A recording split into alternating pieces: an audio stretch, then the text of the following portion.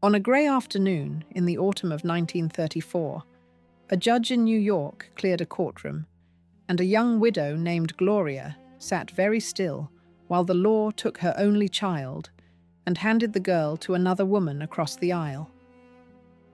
The other woman was the child's aunt. She was almost 60, she was worth millions, and she was one of the most gifted sculptors America had produced. For 30 years, she had fought to be seen as more than a rich woman with a checkbook. And then, in the most public room of her life, she used the checkbook and the lawyers it bought to take a 10-year-old girl who was not hers.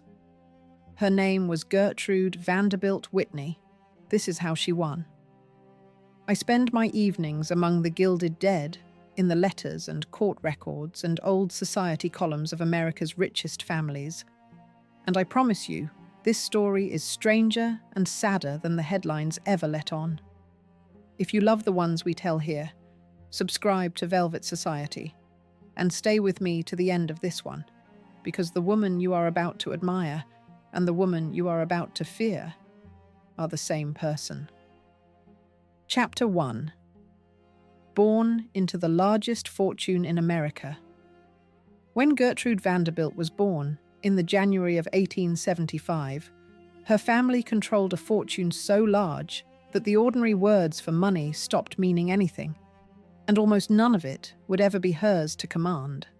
She arrived in a house on Fifth Avenue in New York, a great-grandchild of Cornelius Vanderbilt, the old Commodore who had built the family's railroads and its shipping lines, and, out of them, one of the largest private fortunes the country had ever produced. By the time Gertrude could walk, the name Vanderbilt was less a family than a measure, the yardstick against which other rich people quietly measured themselves and came up short. Her father was Cornelius Vanderbilt II, the head of the New York Central Railroad system and the richest of his generation of the family, a serious and hard-working man of business. Her mother was Alice Claypool Gwynn, remembered later simply as Alice of the Breakers, one of the reigning hostesses of the age. A woman who understood that in her world, a great house and a great dinner were instruments of power as real as any railroad. Into that marriage and that machinery, Gertrude was born, a daughter in a family that counted its daughters as ornaments and its sons as heirs. The meaning of that fortune has to be made physical, because the family made it physical. The Vanderbilts did not keep their money in vaults where no one could see it. They turned it into stone. The principal home of Gertrude's childhood was the enormous chateau her father built at the corner of 57th Street and Fifth Avenue, the largest private house in New York City, a pile of turrets and carved limestone that swallowed a city block and announced to anyone who passed exactly where the family stood. In the summers, the household moved to Newport, to the Breakers, the 70-room cottage that the architect Richard Morris Hunt rebuilt after a fire, a palace by the sea, got up in the manner of an Italian prince, where the salt air came through windows framed in marble and gold. A child raised between those two houses did not learn that she was rich the way other children learn a fact. She breathed it. It was the temperature of the rooms. The scale is worth holding in the mind, because everything that follows is a variation on it. When Gertrude's father died, near the end of the century, his estate was appraised at close to $73 million, a sum that in the money of our own day would run past $2.5 billion. Some 20 million of it was real estate alone, houses and land, and the ground beneath half of Midtown. There were servants beyond counting, private railway cars, a stable of horses, art on the walls that would later fill museums. And there was the unspoken arithmetic of the family, in which the great mass of the fortune flowed toward the sons who would carry the name and the business, while the daughters were given trusts and settlements, comfortable beyond any ordinary imagining, and yet fenced, hedged, held for them rather than by them. That fence is the first thing to understand about Gertrude Vanderbilt, and the last. She would be, for her entire life, one of the wealthiest women in the United States. She would also spend that life discovering, over and over, the difference between owning a fortune and commanding one, between being surrounded by power and being permitted to use it. The money was hers, in the way the marble was hers, a thing she lived inside and could not move. And it was a fortune with an army. A great house of that kind did not run itself. It ran on people, dozens of them, maids and footmen and cooks and coachmen and gardeners and governesses, an invisible workforce that woke before the family and slept after it, that laid the fires and dressed the children and carried the trays up the marble stairs and knew, better than anyone alive, exactly how the family behind the beautiful surface actually lived. This is a detail to hold on to, because it will return with terrible force at the very end of this story. The people who truly saw the private lives of the rich were the people who served them, the maids and the nurses and the chauffeurs. And one day, in a sealed courtroom, it would be servants exactly like these who decided the fate of a Vanderbilt child, because they were the only ones who had been in the room. Gertrude grew up surrounded by such people, cared for by them, watched by them, and she learned early that in her world, nothing private stayed private for long, because there was always someone in livery standing quietly by the door. The fortune had been made, 2 generations before, by a rough and brilliant self-made old man named Cornelius Vanderbilt, the Commodore, who fought his way up through steamships and railroads by the naked will to win, and who left, when he died, one of the largest fortunes the country had yet seen. By the time it reached Gertrude's father, it had become a thing almost too large to picture, and the family had spent 2 generations turning the coal smoke of its origins into something that smelled only of flowers. That was the deep task of a family like the Vanderbilts, to launder raw money into old grace, and the chief instruments of that laundering were its women, who were expected to be the living proof that the fortune had bought not just power, but refinement. Gertrude was born to be one of those instruments. She would spend her life refusing. Picture her then, as a girl in the great house on Fifth Avenue, on one of the nights when her mother received the world. The rooms below would be blazing, hundreds of candles and the new electric lights together, the marble stairs banked with flowers hauled up from the family greenhouses, an orchestra somewhere out of sight. And her mother, Alice, would stand at the head of it all, receiving the cream of New York beneath a full-length portrait of herself, a queen in her own throne room, gracious and immovable and completely in her element. This was what a Vanderbilt woman was for. She was the still center of the display, the beautiful proof that the money had bought not just comfort, but grace. She did not make the party. She was the party. A watchful daughter learns from a scene like that, and Gertrude was nothing if not watchful. She learned the choreography of it, the way you learn a language before you can question it, the standing and the receiving and the endless, gracious nothing. And somewhere in her, very early, something refused. She would spend decades trying to name what that something was, and longer still, trying to make a life that had room for it. And the first place she ever wrote it down was in the diaries of a lonely, clever girl who could not yet imagine any door out of the beautiful rooms she had been born into.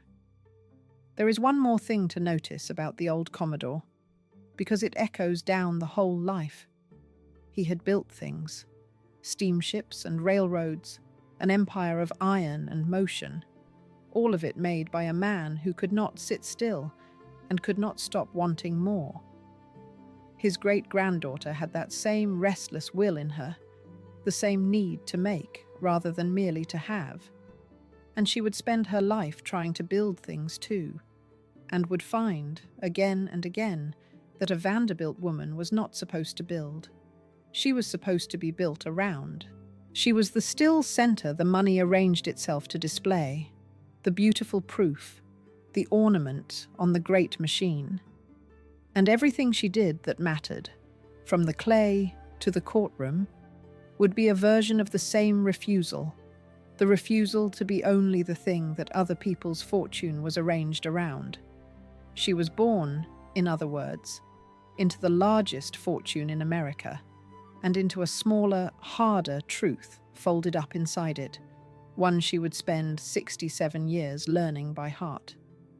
The fortune could buy her almost anything in the world. It could not buy her the one thing she wanted, which was to be taken seriously as the maker of her own life. And when, at the very end, she finally spent the full raw power of that fortune to take the one thing she had decided she must have, the thing turned out to be a child, and a child was the one thing in all the world that could not be built, or bought, or shaped by any hand, however rich. Chapter 2. A daughter raised only to marry. Her brothers were being groomed to run a railroad empire, and Gertrude was being groomed to marry one. That was the arithmetic of a Vanderbilt daughter, and no one in the family pretended otherwise, because it did not occur to them that it required pretending. A son learned the business, the boards, the private dealings that moved coal and steel and men.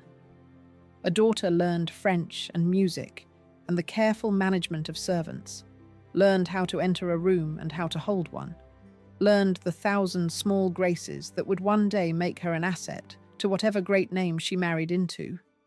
She was an investment being prepared for sale, and the price was to be paid in social standing rather than cash, and she understood all of this long before she had the words to resent it.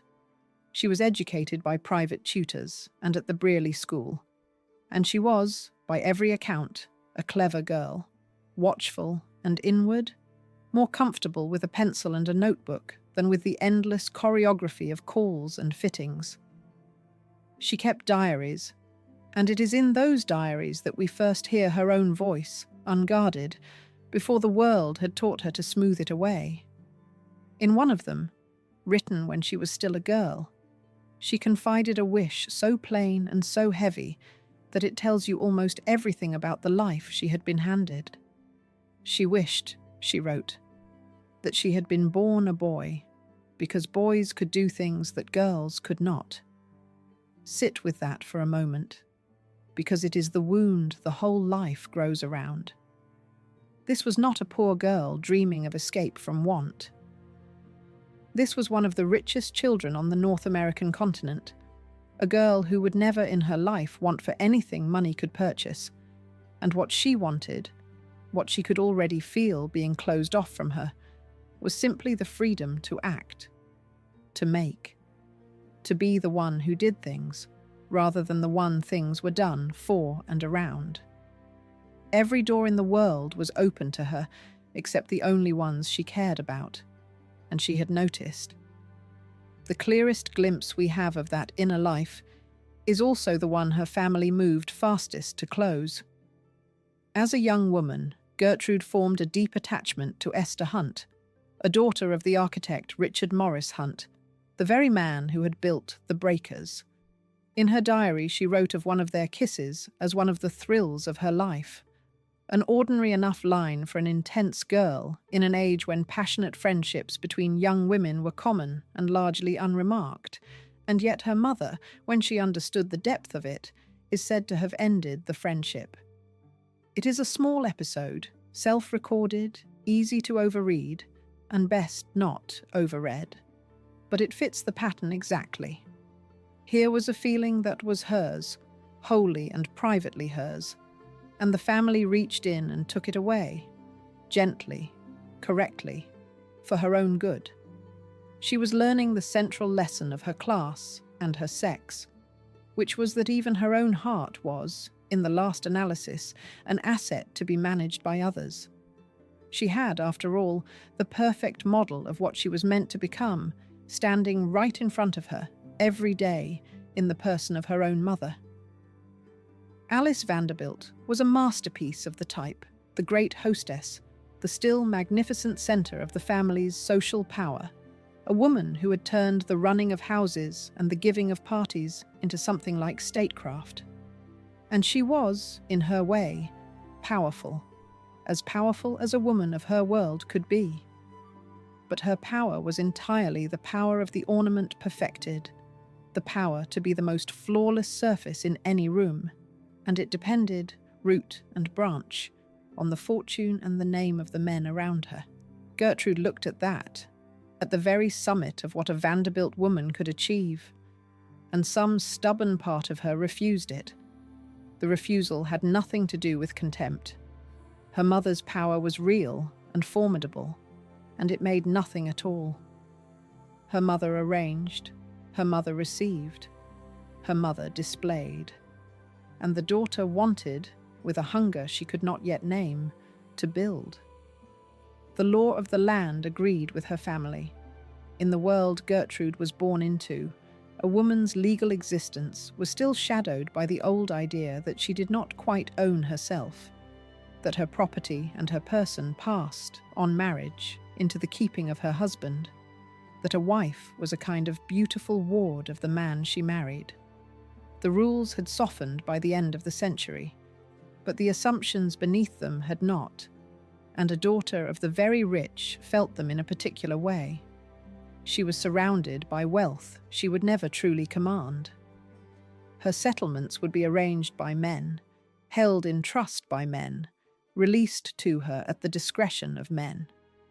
She could live in unimaginable luxury and never once, in her whole life, sign for the fortune that produced it. The gilding was real.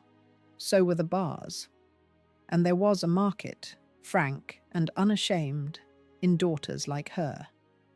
All through these years, the great American fortunes were sending their girls across the ocean to buy titles, trading railroad money for coronets, marrying their daughters to impoverished English lords and Italian princes in exchanges that everyone understood to be exactly that, exchanges, a fortune for a name.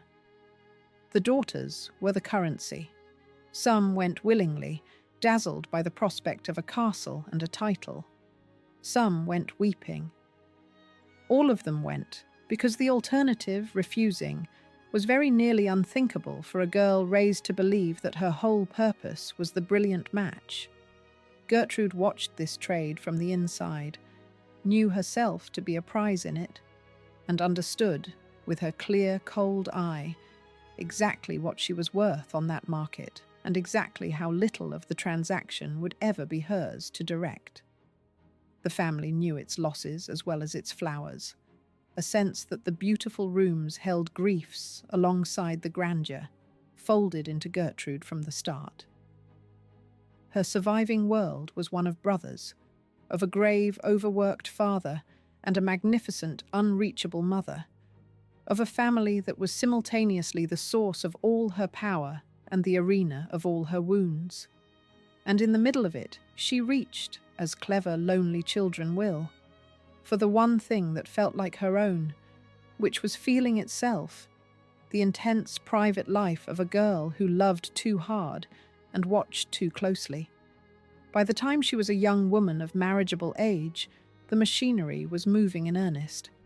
She was tall, striking rather than conventionally pretty, with a long, grave face and watchful eyes, a young woman who did not sparkle in the approved way and knew it, and who was, all the same, a Vanderbilt daughter with a fortune behind her, which made her one of the great matrimonial prizes of the age.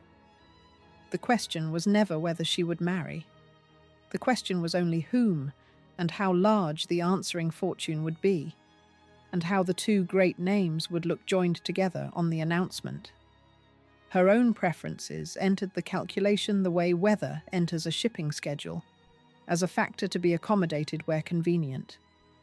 And so, the girl who wished she had been born a boy, who had already learned that her feelings were not entirely her own, was steered, at 21, toward the marriage her world had always intended for her.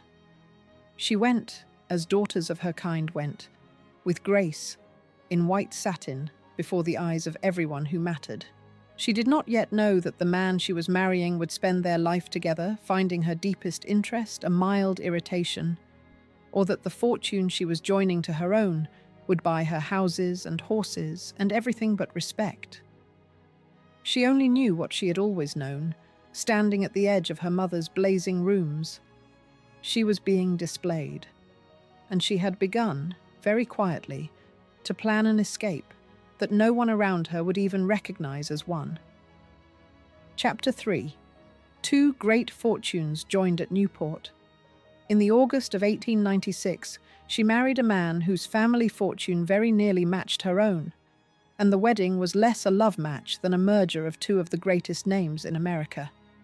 His name was Harry Payne Whitney, and if the Vanderbilt money had been made in railroads, the Whitney money had been made in everything else, in street railways and finance, and the shrewd political dealings of his father. To join the two names was to concentrate wealth on a scale that made even the newspapers, which were not easily impressed by rich weddings, sit up and take notice. Two rivers of money were being poured into one channel, and the channel had a bride's face. The ceremony took place at the Breakers, in the Newport Palace by the sea, in the August of 1896, in the height of the season when society had gathered along the cliffs. Gertrude was 21. She wore white satin trimmed with old family lace, and she carried the flowers of the very greenhouses that had banked her mother's parties. And the whole affair was staged with the flawless, weaponized taste that Alice of the Breakers had spent a lifetime perfecting. Picture it, because Newport in that season was one of the great stages of the age. The cottages, so called, though they were palaces, stood along the cliff walk with the Atlantic breaking below them, and into the greatest of them, on that August day, came everyone who mattered in America, in their carriages and their summer silks, to watch two enormous fortunes joined in a girl. It was a triumph of the family's art, which was the art of the beautiful surface, and the bride at the centre of it played her part to perfection, because she had been trained to play it since before she could speak. No one at that wedding, watching the grave, lovely bride, would have guessed that inside her a hunger was already stirring that none of this could feed, that the girl, being handed from one great name to another, was measuring the whole gilded scene with the eye of someone who had begun, in secret, to want to make things, rather than to be one. She gave nothing away. She had been raised to give nothing away. And the guests saw exactly what they had come to see: a flawless match, a perfect surface, the beautiful proof that the money had bought grace. The Whitneys were, if anything, an even brighter name than the Vanderbilts in some circles, newer to the very top, but blazing. Her new husband was the eldest son of William Collins Whitney, a financier and a former Secretary of the Navy, a man who had turned public office and private speculation into one of the era's colossal fortunes, a figure who moved as easily through Washington politics as through Wall Street. To marry a Whitney was to marry not just money, but reach, a family woven into the government and the markets and the sporting life of the nation. The two names together, Vanderbilt and Whitney, formed something close to American royalty, and the young couple at the center of it were watched, courted, and envied wherever they went. When the elder Whitney died, a few years into the marriage, Harry came into something on the order of $24 million. Years later, an uncle, Oliver Payne, would leave him roughly $12 million more, along with a steam yacht, so that Harry Payne Whitney moved through the world, cushioned by a wealth that answered his wife's almost dollar for dollar. Here were two people who between them could have bought a small nation, joined for life beneath the approving eyes of everyone they knew. Put the two fortunes side by side, and the scale of the thing comes clear. Gertrude had come into a trust of some $5 million, and better than $2 million more outright when her father died.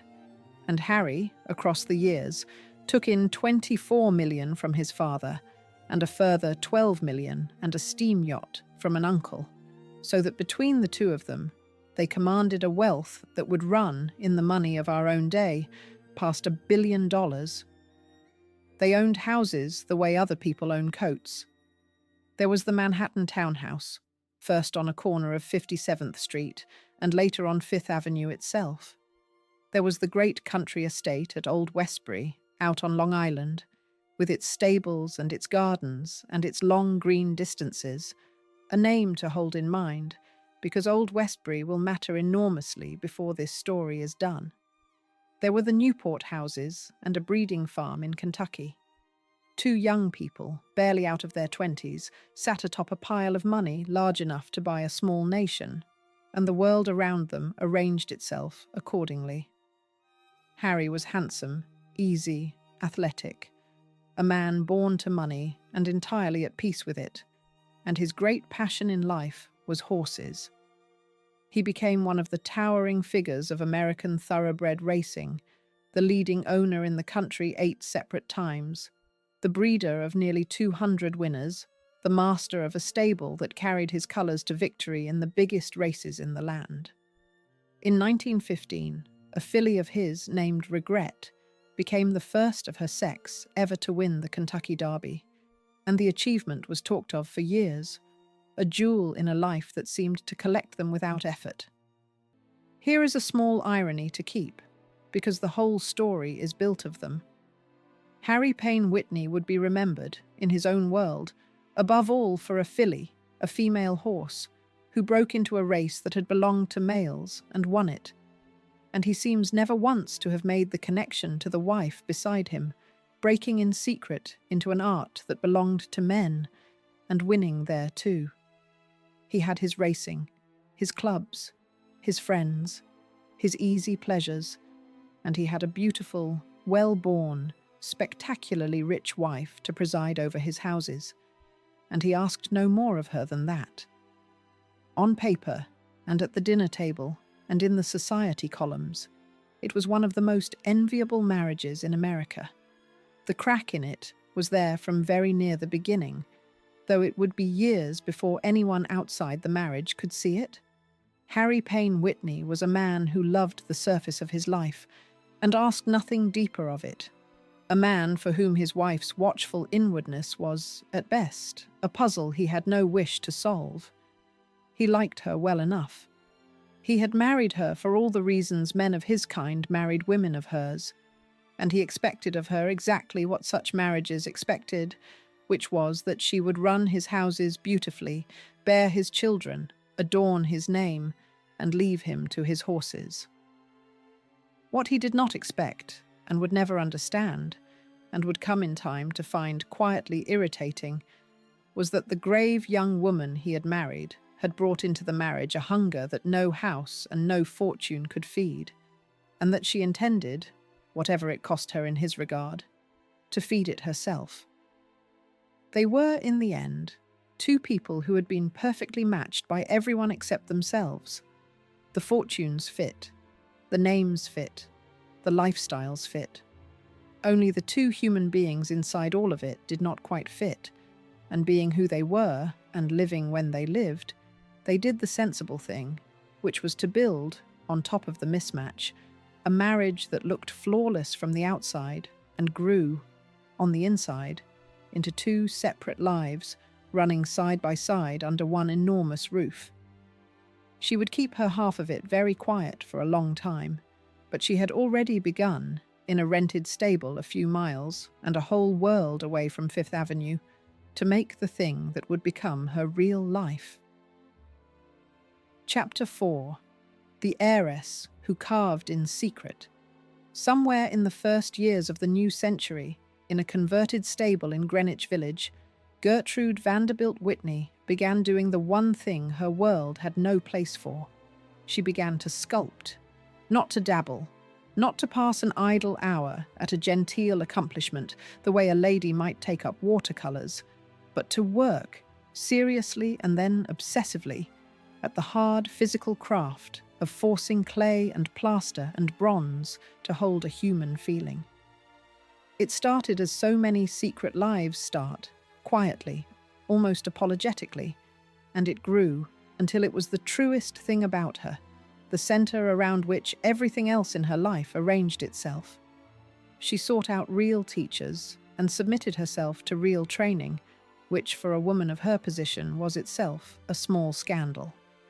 She studied with the sculptor Hendrik Christian Andersen, and then with James Earl Fraser, the man who would design the Buffalo nickel, and she enrolled at the Art Students League of New York, where she sat among working artists, some of them women who would make real names of their own, Anna Hyatt Huntington and Malvina Hoffman among them, and learned her craft from the ground up.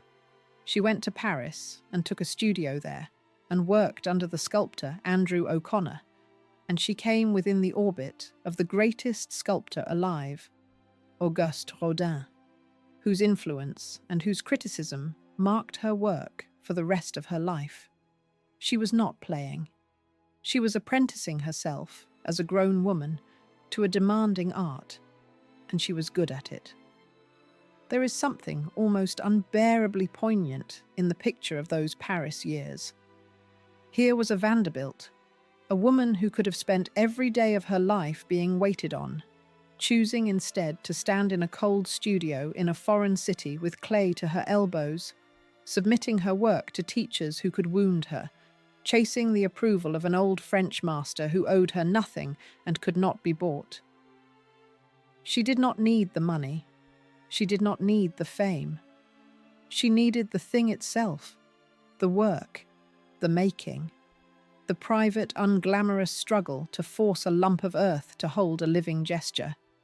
And she pursued it across an ocean and through years, in the teeth of a world that thought a rich woman with a chisel was a joke.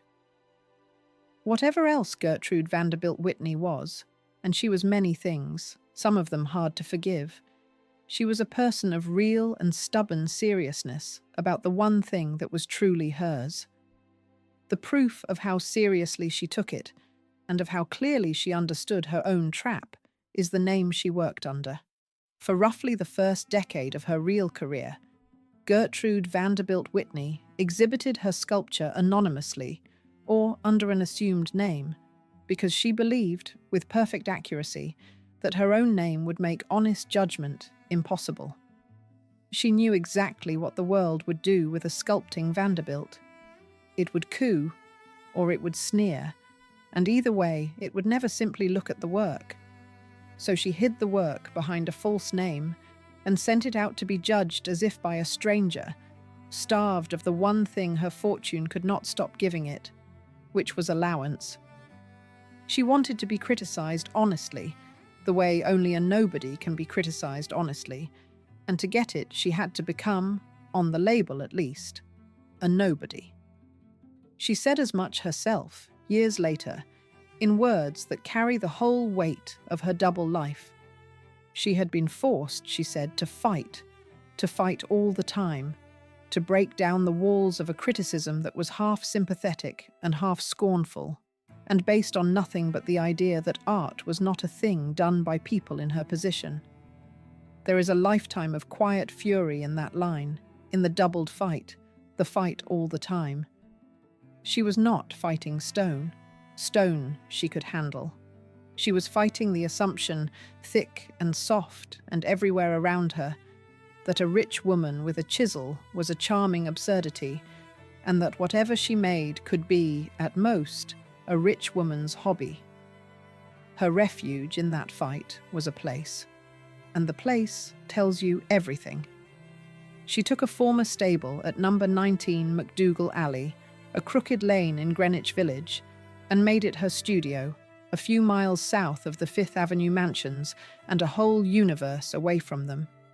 There, behind a plain door, among the plaster dust and the armatures and the smell of wet clay, she was not a Vanderbilt or a Whitney or a hostess or a wife. She was a sculptor, with her sleeves rolled up and her hands filthy, doing the hardest and most satisfying work of her life. The studio door became the most important door she owned, because of what it kept out. On one side of it stood the whole apparatus of her name, the calls and the balls and the endless, gracious nothing. On the other side stood the one place she was free. She lived, in those years, a kind of daily double existence that would have astonished the people who thought they knew her. By one measure, she was Mrs. Harry Payne Whitney, mistress of great houses, a fixture of the society pages, expected at the right dinners and the right boxes at the opera. By another, hidden measure, she was a working artist who slipped away downtown to a shabby lane among other artists, most of them poor, all of them serious, and became one of them for a few stolen hours. She moved between the two worlds like a woman crossing a border, and she guarded the crossing fiercely because she understood that if the two ever fully merged, the society world would swallow the studio whole and turn her back into an ornament with an amusing hobby. The door had to stay shut. The two lives had to stay apart. It was the only way the real one could survive. The joy of it comes through even in her private notes, the plain happiness of good work well done. She wrote once in a letter of flying at a piece and having a fine day's work, 6 good hours before the winter light failed, and of how it made her feel marvellous to be at the real work again, the exclamation running right off the end of the sentence. That is the sound of a person who has found the thing she was made for. And she set herself rules to protect it, writing in a journal a small private discipline, not to withdraw, to see only the people who helped and the things that helped, and, touchingly, to hear all the music she wanted. She was building, out of stolen hours and a rented stable, a self that no one had given her permission to have. And the work came. Her first public commission arrived early in the new century, and others followed, fountains and figures for expositions and public squares, the slow accumulation of a real career, built one hard-won piece at a time. She won prizes under her assumed name, and then, gathering courage under her own, and the honest judgment she had starved herself to earn, began, at last, to come back favourable. She was becoming, in plain fact, one of the accomplished American sculptors of her day, a woman whose monuments would one day stand in public places on 2 continents. She did something else in these years that mattered as much as her own sculpture, and it grew from the same root. Having learned, in her own flesh, how hard it was for a serious artist to be taken seriously in America, she set out to make it easier for others. She opened a studio in Greenwich Village that became a gathering place and a proving ground for living American artists, the Whitney Studio. And out of it grew a club that at its height carried better than 400 member artists, giving them their first shows, their first sales, sometimes their first meals. The establishment of the day had no use for living American art. Gertrude made herself its patron, its shelter, its bank, quietly, steadily, with the same fortune that could not buy her a husband's respect. She was building, out of her own hurt, a home for people as unwelcome in the temples of art as she was. By the years of the Great War, she had arrived. She was no longer a wealthy amateur, but a working sculptor with a reputation and real commissions, exhibiting under her own name at last, having earned enough honest judgment to survive carrying it. She had done what her world said could not be done, and did not want done. She had made herself into an artist, and she had done it beside a husband who found the whole enterprise a mild irritation, in the stolen margins of a life designed to keep her ornamental, which meant that her triumph and her loneliness were, from the beginning, the same thing. She had built a door and gone through it, but every evening she had to come back out and close it behind her and be a Vanderbilt again. Chapter 5. A husband who found her work an annoyance. For all the fortune and all the houses, the marriage inside them had gone quiet and cold, and each of them had learned to look elsewhere. This was not a marriage that failed in any dramatic way. There was no great rupture, no public break. no scandal for the columns to feed on. It simply thinned, over the years, into an arrangement, a matter of separate rooms and separate friends and separate lives, held together by children and property and the shared, unbreakable understanding that people like them did not divorce. From the outside, it stayed flawless. From the inside, it had become two strangers being polite. Harry Payne Whitney was, by the steady account of those who knew the marriage, a man with a wandering eye, a husband who took his pleasures where he found them and did not trouble himself much about hiding them. The particulars are thinly recorded because a man of his standing was protected by an entire social order whose business it was to look away, and it is fairer to speak of a pattern than to name names the record does not securely give. But the pattern is clear enough. He was a charming, easy, self-pleasing man who had married for all the correct reasons and felt, having married correctly, that he had discharged his obligations, and who saw no contradiction between that and a private life lived largely to suit himself. Gertrude, for her part, did not spend the long cooling of the marriage in tears. She built the second life we have already seen, the studio and the work, and around it a second world, the bohemian world of Greenwich Village artists and writers and hangers-on, a warm, loud human place utterly unlike the marble rooms of her marriage. And in that world she took her own freedoms. The authorized account of her life, built on her own diaries, records, love affairs of her own, attachments that mattered to her, a private emotional life that ran alongside her husband's and answered it. Two people who had been joined for their fortunes had each, quietly, gone looking for what the fortunes could not supply. It would be easy to make this sound sordid, and it was not, particularly. It was the ordinary sad compromise of a certain kind of grand marriage, two people of intelligence and appetite locked together by circumstance who had decided, without cruelty, to let each other live. What makes it worth dwelling on is what it did to Gertrude, quietly, over decades. She was a woman of enormous feeling, someone who loved hard and wanted to be truly seen, and she had built a whole hidden life to hold that feeling, because her marriage had no room for it. She had learned to keep her deepest self behind a door, to protect the things she cared about by hiding them, to expect that the person closest to her would not understand, and to arrange her life around that expectation.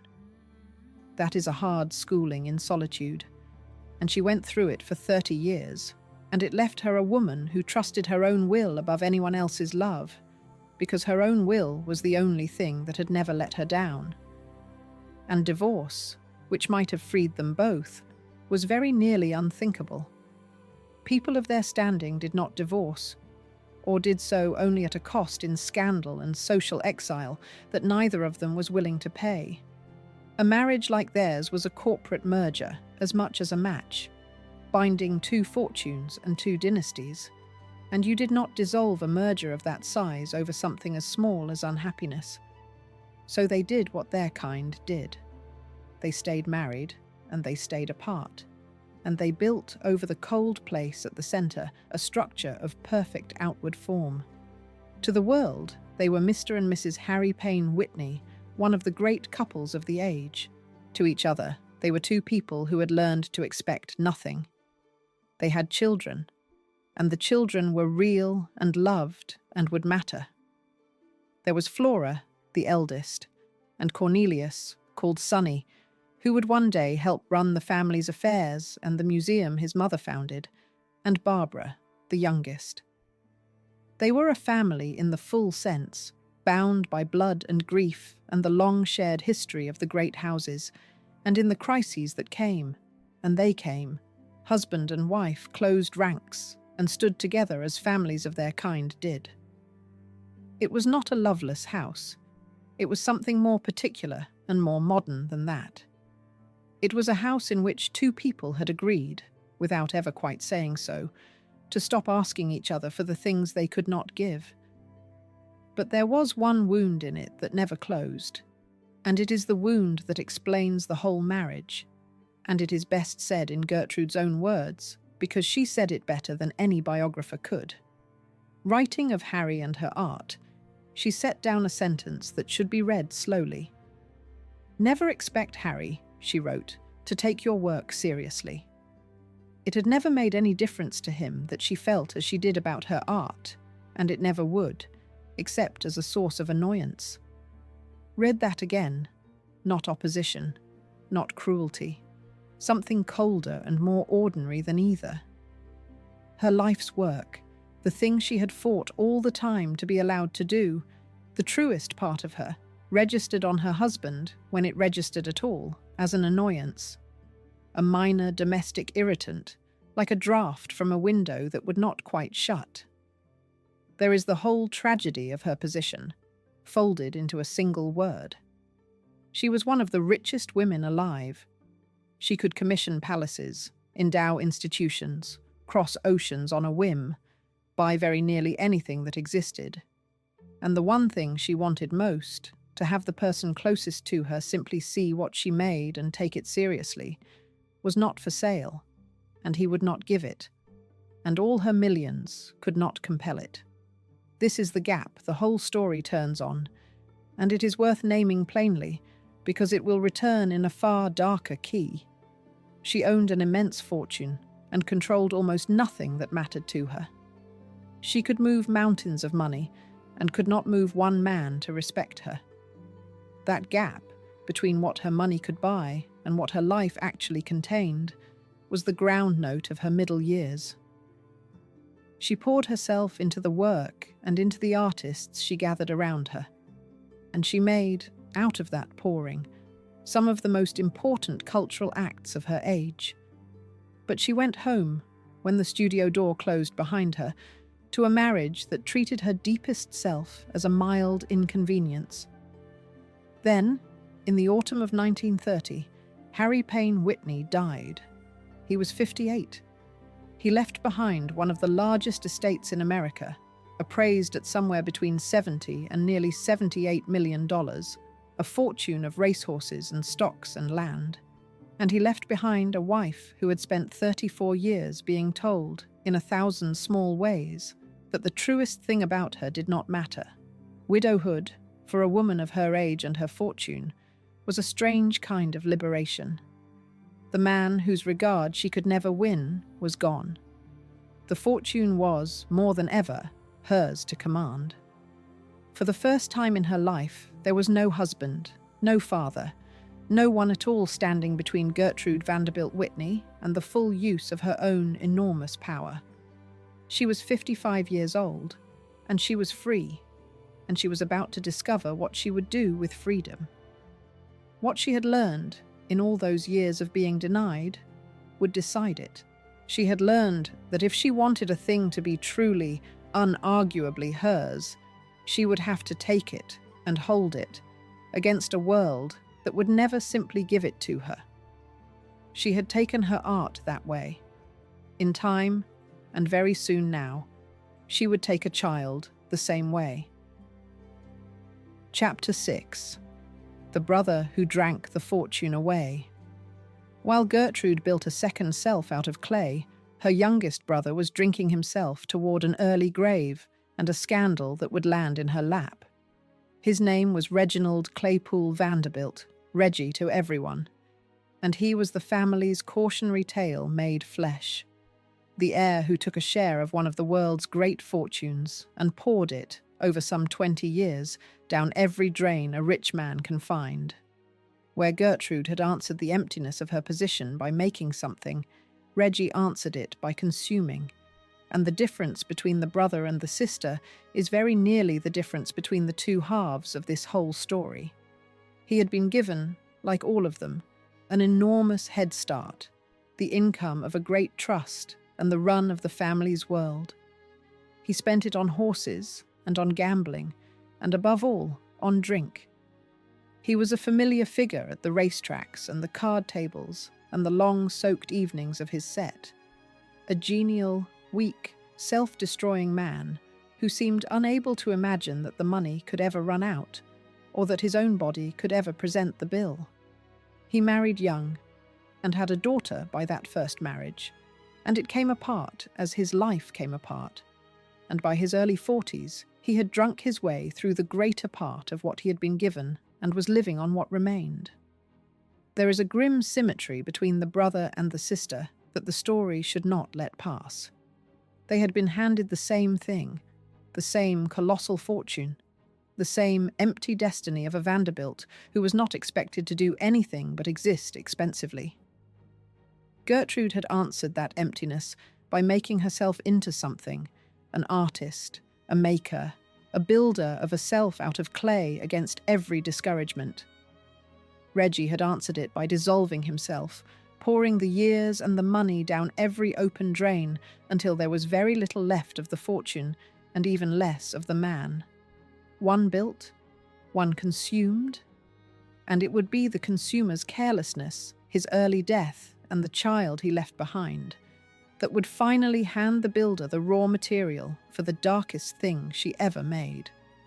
Then, in the spring of 1923, when he was past 40 and long past his best, Reggie Vanderbilt married again, and his choice sets the whole later tragedy in motion. His bride was a girl of 18 named Gloria Morgan, one of a famous pair of identical twins, daughters of an American diplomat, beauties who had been photographed and admired and talked about on 2 continents. She was young enough to be his daughter. He was a fading, dissipated man more than twice her age, with a ruined constitution and a shrinking fortune. And she was a lovely, sheltered, not especially worldly girl of 18, marrying into the greatest name in America. And one shudders a little at the arithmetic of it even now. But it was, in its way, a perfectly ordinary transaction for that world, and both sides knew the terms. He got youth and beauty, and the flattering company of a girl every man in the room envied him. She got the name, the greatest name there was, and the entry it brought into the highest rooms of 2 continents.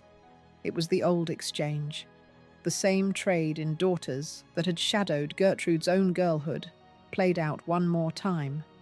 A young woman's beauty for an old fortune's name. No one seems to have paused to ask what an 18-year-old was supposed to do when the fortune turned out to be nearly spent, and the man attached to it drank himself to death within 2 years, leaving her a widow at 21 with a baby and a lawyer's understanding of what she was owed, which was very little. The trade looked glamorous going in.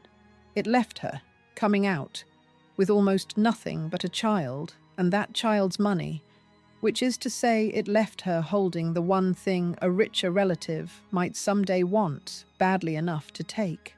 In the February of 1924, less than a year into the marriage, Gloria bore him a daughter, and they named her Gloria too, so that the mother and the child would carry the same name through everything that followed. A small confusion that the newspapers would soon turn into a national obsession.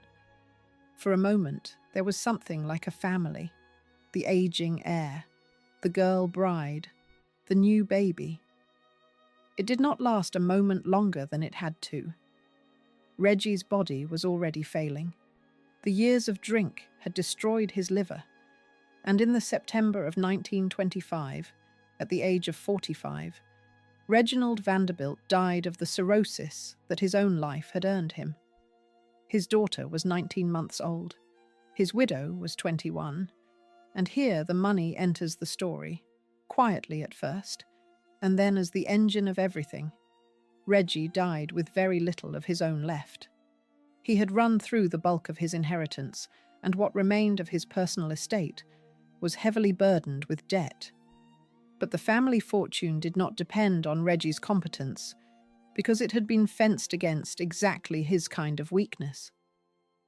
There was a trust on the order of $5 million that had been set aside out of the family's wealth, and on Reggie's death, the principal of that trust passed to his 2 daughters, to be divided between them. The infant Gloria's share came to roughly $2.5 million, a sum that in our own money would run to tens of millions, held in trust for a child not yet 2 years old. A baby cannot spend $2.5 million, and so the law did what the law does. It gave control of the child's money to the child's guardian, and the child's guardian was her mother. As guardian, the young widow Gloria was granted an allowance out of the trust's income to raise the girl, and the sum a New York court approved was $4,000 a month, some $48,000 a year, at a time when a comfortable American family lived on a small fraction of that in a year. Remember, the mother had no fortune of her own. Reggie had left her almost nothing. Her entire style of life, from that day forward, would flow from her daughter's trust, which meant that the mother and the child were bound together by money in a way that would, within a decade, be turned into a weapon and used to pry them apart. The trap here was built into the law itself, and it is worth seeing plainly, because it is the engine of everything that follows. In that world, a child's fortune followed the child's guardian. Whoever had the girl had the income.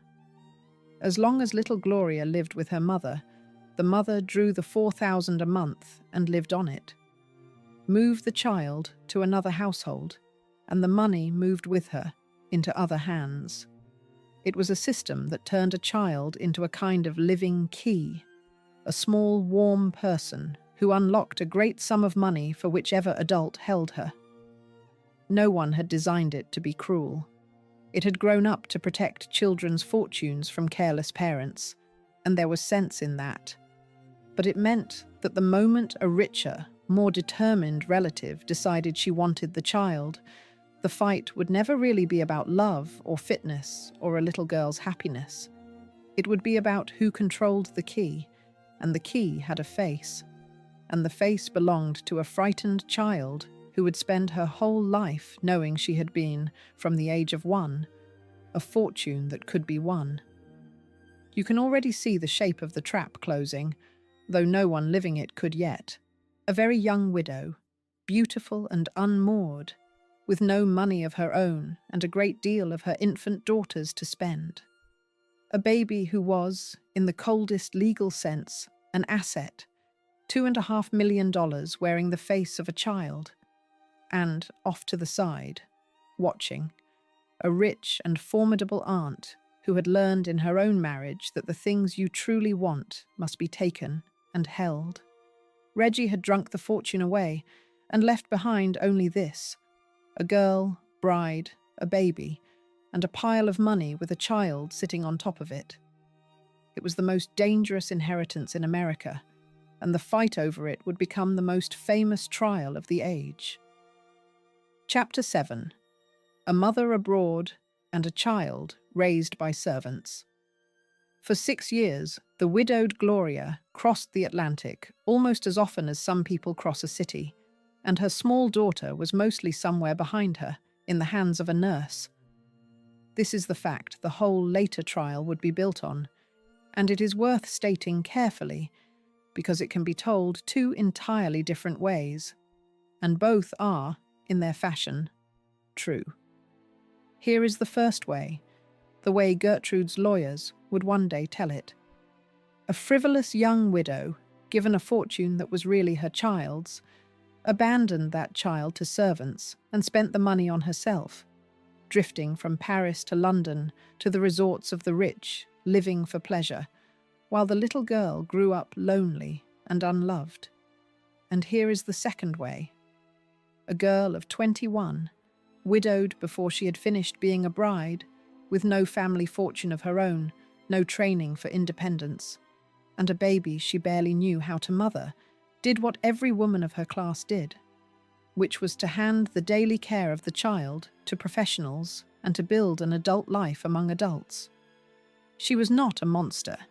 She was a very young woman who had been raised, exactly as Gertrude had been raised, to be ornamental, and who now found herself alone with a fortune she did not own and a child she did not know how to reach, and who reached, understandably, for the glittering life she did understand. The distance between those two tellings is the distance the trial would be fought across, and a fair account has to hold them both. The life the young widow led in those years was, by any measure, a glittering one, and it is easy to see how it looked to the people assembling the case against her. She crossed the Atlantic again and again, by one account almost as often as once a month, moving between Paris and London and the bright, expensive resorts of the rich, Biarritz and Cannes and Monte Carlo, the whole circuit of the transatlantic season.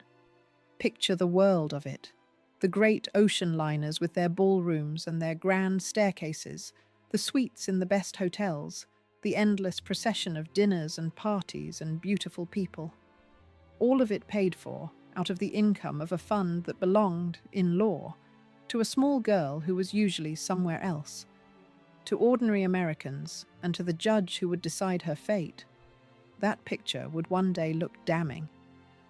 Whether it was damning, or merely the ordinary life of a rich young widow of her class, is the very thing that was never honestly asked. What is not in dispute is where the child's love actually settled, because it did not settle on either of the women who would fight over her. It settled on a nurse. Not long after little Gloria was born, the family had hired a nurse named Emma Keislich, whom the child called Dodo, and Dodo became, in every way that a small frightened child understands, her mother. She was the constant, the one who was there in the night, the one who did not sail away down the corridors of hotels. By the account later entered in court, Dodo had scarcely missed a day or a night with the girl in all her childhood. If you want to know who raised little Gloria Vanderbilt, the honest answer is a hired nurse, and that answer will matter terribly at the end, when a judge decides to take Dodo away. Picture the childhood, then, from inside it. A succession of grand hotel suites in a succession of cities. The furniture always someone else's, the view always changing, the trunks never fully unpacked before they were packed again. A beautiful young mother who swept in smelling of scent and swept out again toward some dinner or some crossing, glimpsed and adored and gone.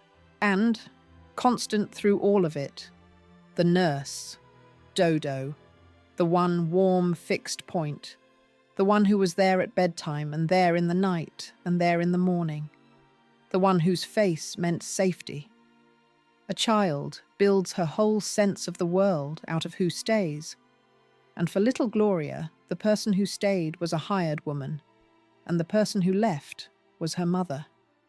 That simple, terrible fact sat under everything that came later, and no courtroom would ever quite reckon with it, because it did not fit either side's story.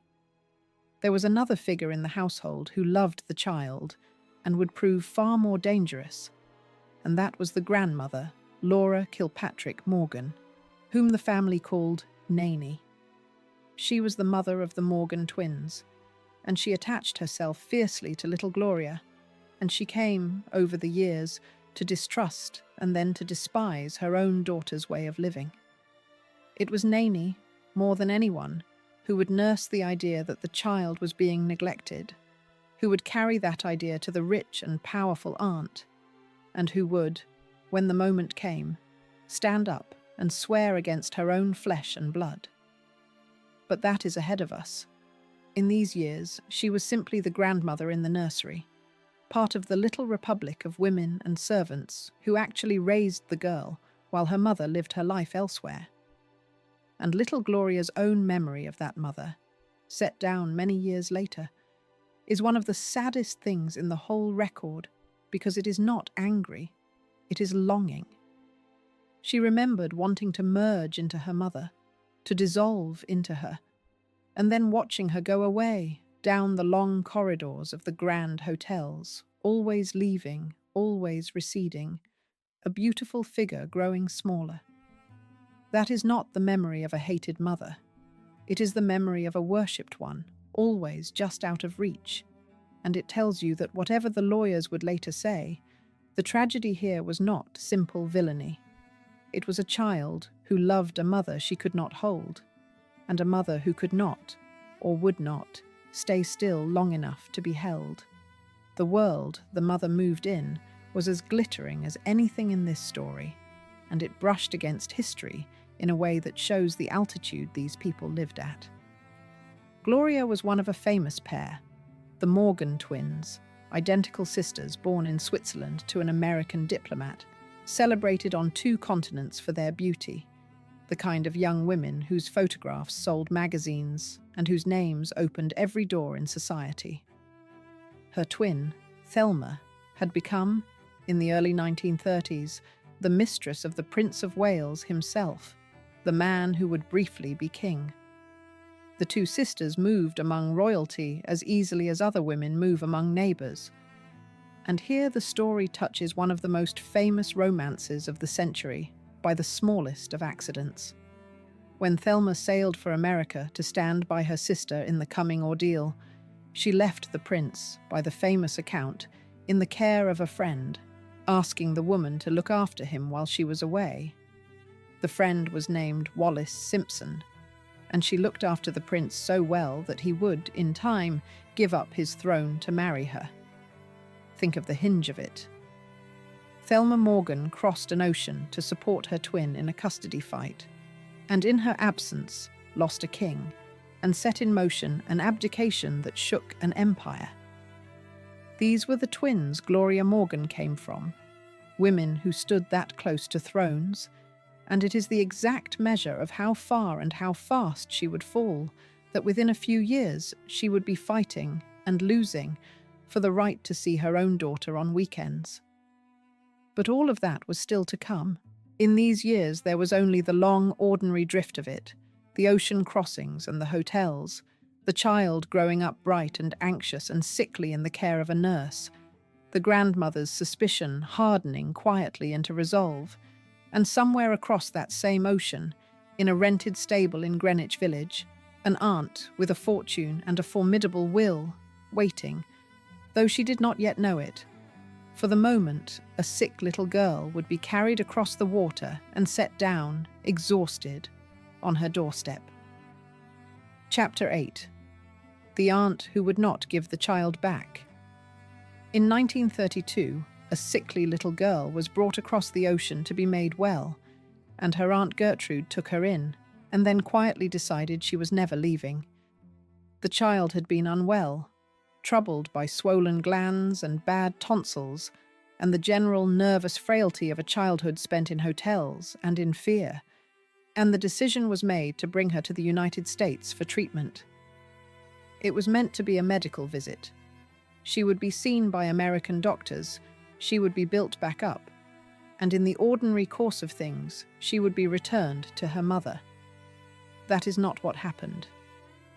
She was taken to recover at Old Westbury, on the Long Island estate, into the world of her Aunt Gertrude, and at Old Westbury something settled that would not be dislodged. Imagine the contrast, through the eyes of a sickly, anxious little girl who had spent her whole short life in hotel suites and on ocean liners, never anywhere long enough to call it home. Now here was a great still house set in long green acres, with horses in the fields and order in every room, a place that did not pack its bags every few weeks and move on, a place that stayed. The child, frightened and unwell and starved of steadiness, found in that calm a security she had never known. And the grandmother Nanny was there, and the nurse Dodo was there, the 2 people the girl actually loved, and around them the aunt's fortune spread its enormous, quiet reassurance. To a lonely child, it must have felt like being caught, at last, by something that would not let her fall. When the time came for the visit to end, it did not end. Gertrude, with the grandmother and the nurse behind her, declined to give the child back. What had begun as a doctor's appointment had become, without anyone quite announcing it, a taking. It is important to be fair to Gertrude here, because her side of it was not simply greed or whim. She had come to believe, fed by the grandmother's long accumulated grievances, that the child was genuinely neglected that the mother was unfit, that the girl would be harmed by being sent back to the drifting European life and the fortunes spent on parties. She may well have believed it sincerely. Powerful people are very good at believing that what they want to do is also the right thing to do, and Gertrude had spent a lifetime learning that the things she valued had to be seized and held. Now she had a frail, loving, unhappy child under her roof, a child she could give a settled home and every advantage on earth, and every instinct she had ever trained told her to close her hand around it and not let go. For the young mother, an ocean away, the thing came as a slow horror and then a sudden one. Her daughter was not coming back. The visit had no end. And when she moved to reclaim the girl, she ran into a wall she could not have imagined. The full weight of the Whitney and Vanderbilt fortunes arrayed against her, lawyers and resolve, and the quiet certainty of people who had never in their lives been told no. Gloria would say, in her anguish, that her daughter had been spirited away from her, taken while the little girl was out feeding birds in Central Park, and whether that is exact or the compression of a longer agony into one bitter image, it captures the truth of how it felt. She had turned around, and her child was gone, and a great family had closed around the girl like a fist. She was 28 years old, and she was, in that moment, more alone than she had ever been. Her husband was long dead. Her own mother, she would soon learn, had gone over to the other side. The fortune she had lived on was her daughter's, and her daughter was now in the keeping of the very people who would use that fortune to keep her. Everything she had through the child, and the child had been taken, which meant that in losing her daughter, she was on the verge of losing everything else as well: her income, her standing, her name. She had married a great fortune at 18 and been widowed by it at 21, and now, at 28, she was about to be destroyed by what was left of it. And she still believed, because it was the plain truth, and because she did not yet understand what money could do to the plain truth, that any court in the land would simply give her back her own child. What she did not understand, could not have understood, was how the law of her time and place actually worked, and how completely a great fortune could bend it. A court asked to settle the fate of a child did not simply ask who the parent was. It asked what was in the best interest of the child, and it asked whether the mother was fit. And those are soft questions, questions of impression and judgment, questions that bend toward whoever can afford to shape the answer. A poor mother, or an ordinary one, keeps her child because no one with the means to challenge her ever bothers. But let a relative with unlimited money decide she wants the child, and the same soft standard becomes a doorway. Fitness can be questioned. Impressions can be built. Witnesses can be found and prepared and produced. The mother was about to walk into a courtroom believing that her plain right as a parent would protect her, and to discover that against a determined fortune, a plain right is a very thin thing. So she did the only thing left to her. She went to law. She filed a writ to recover her daughter, to force the aunt to give the child back, to make the courts affirm what every ordinary instinct said was obvious, that a living mother had the right to her own living child. It must have seemed to her unanswerable. She was the mother. She had done nothing a court could name as a crime. She had lived, perhaps, carelessly, but carelessness was not a crime. And half the rich women of 2 continents had lived exactly as she had. She could not have known that she was walking into the most public destruction of a private life that the age would produce, that the writ meant to save her child would instead put her whole life on trial, that every servant she had ever employed and every intimacy she had ever had would be dragged into the light and used against her. She could not have known either what she was truly up against, which was not merely a rich woman, but a particular rich woman, one who had spent nearly 60 years learning a single hard lesson. Gertrude Vanderbilt Whitney had wanted, all her life, one thing above others: to make something that was unarguably her own and have the world respect her right to it. She had been denied it by her family, denied it by her husband, denied it by a culture that could not take a rich woman seriously. She had taken her art anyway, by force of will, against all of them. And now, in her widowhood, with her husband dead and her fortune finally hers to command, she had found something else she wanted to make her own, something warm and living and lonely that had come to her door and reached for her.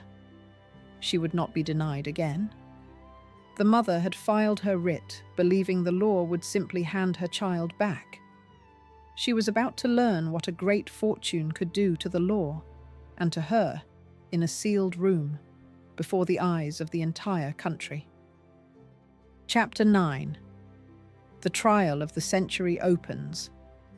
On the first day of October in 1934, more than 100 reporters crowded a New York courtroom to watch two of the richest families in America fight over a 10-year-old.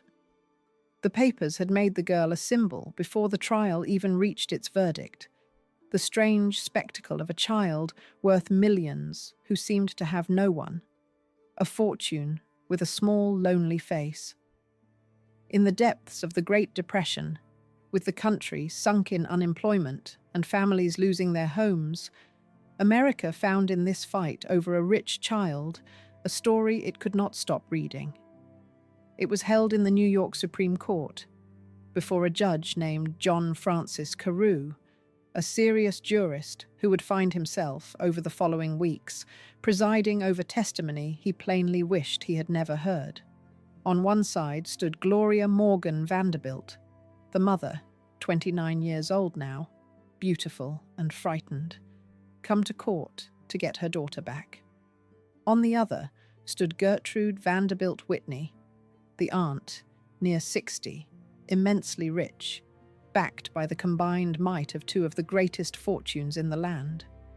And between them, spoken of constantly and present hardly at all, was the child, 10 years old, whose home and whose money were the whole matter in dispute. The two women made a study in contrasts that the photographers could not get enough of. The mother was young and dark and lovely, dressed with the last of her fading glamour, a Morgan twin still, carrying herself with the fragile poise of a woman who had once been adored and was now on trial. The aunt was older, plainer, heavier of feature, a working sculptor with a working sculptor's steadiness, and behind her a wall of lawyers and money and the unhurried confidence of a family that did not lose. One woman had everything to lose, and almost nothing to fight with. The other had almost nothing to lose, and everything to fight with. And the little girl, who was the reason for all of it, sat, when she was there at all, small and watched and utterly powerless. The single person in the room, with no say in her own fate. Outside the courtroom, the thing had become a circus. Crowds gathered to watch the principals arrive. Photographers jostled on the courthouse steps.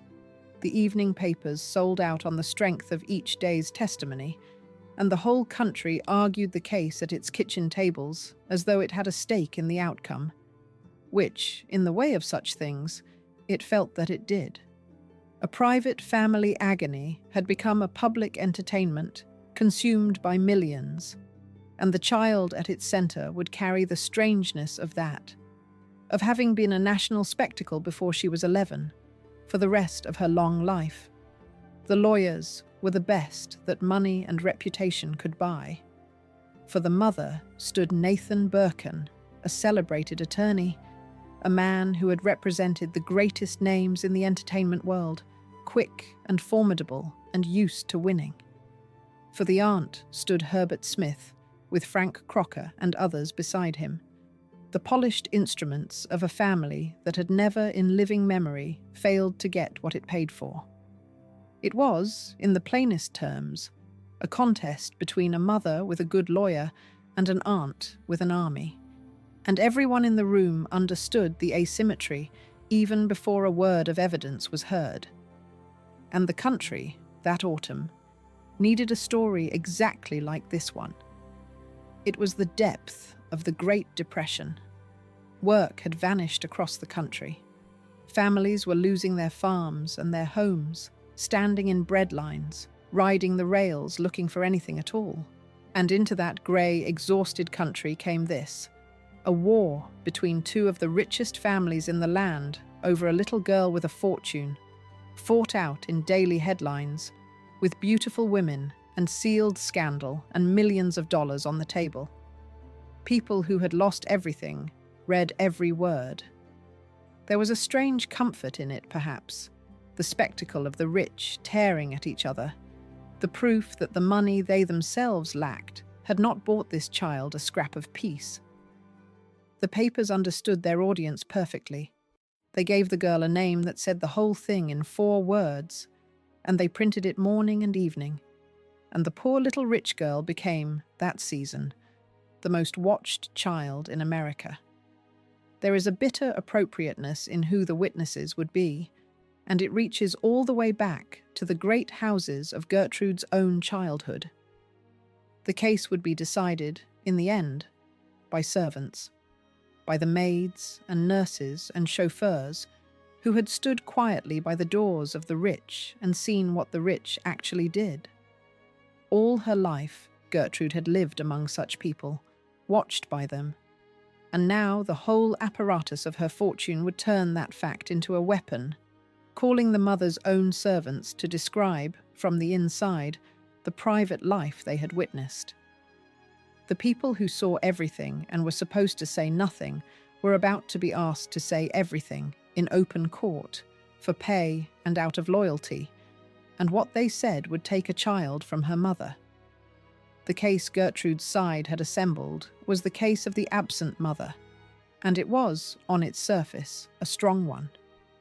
They would show the court a young widow who had lived abroad for years on her child's money, who had left the girl to nurses and grandmothers while she moved through the resorts and hotels of Europe, who had, they would argue, given the child everything except a mother. They had the witnesses to build it, the servants who had watched the household from the inside, the grandmother who had watched it with a mother's disappointed eye.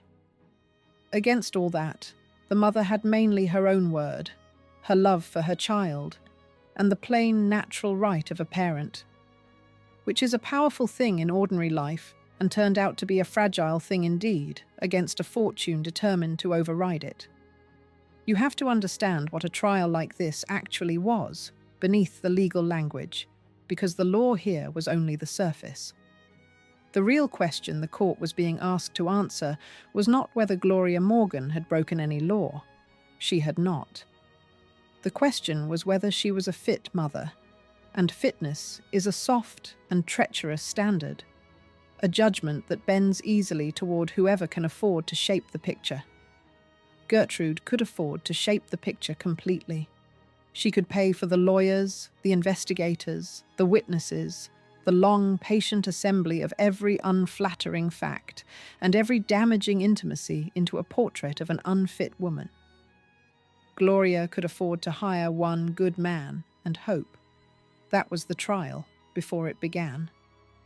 For Gloria Morgan, the mother, each day in that courtroom was a slow public stripping. She had come to get her daughter. Instead, she sat and listened as her servants, her friends, her habits, her loves, her whole private life were carried into the room and laid out for the lawyers to pick over. She had thought she was the plaintiff, the wronged party, the mother seeking her child.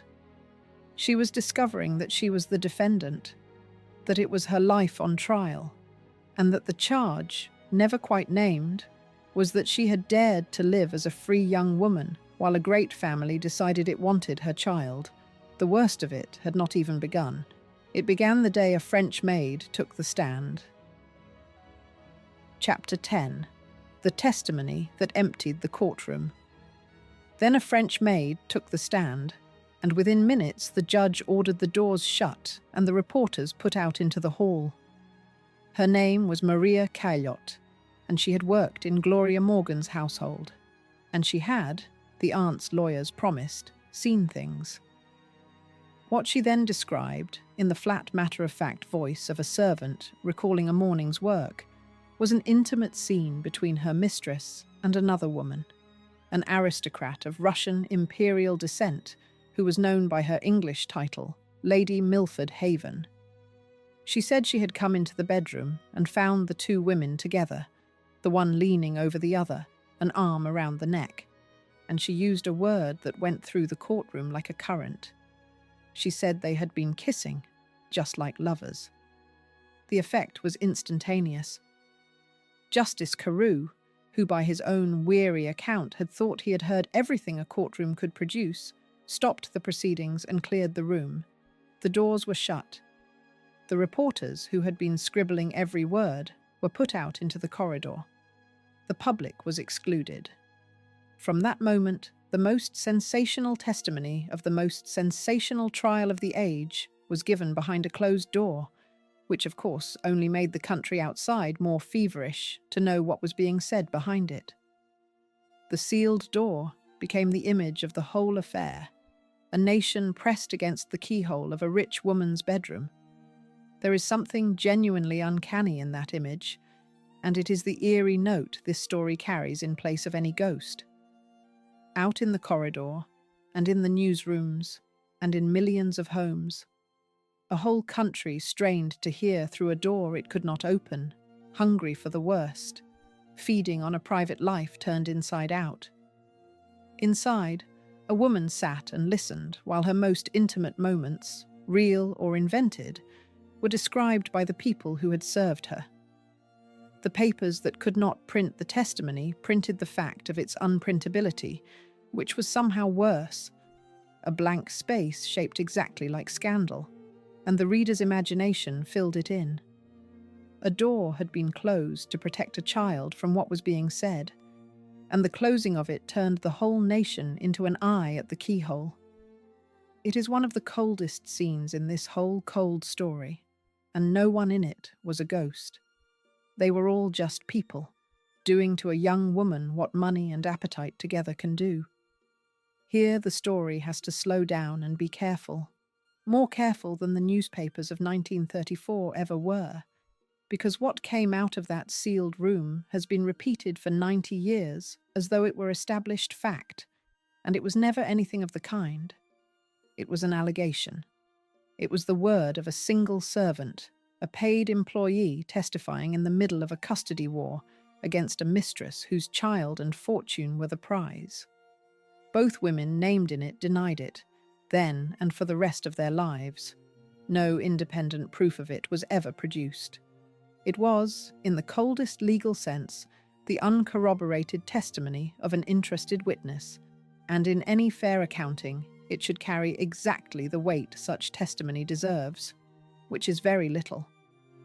What it carried in 1934, in a sealed room, in the mind of the judge, was something else entirely. It carried the power to destroy a mother, and the maid was not the only servant produced. The nurse, Dodo, the very woman the child loved, testified as well, and her testimony was its own kind of heartbreak because she plainly believed she was protecting the girl.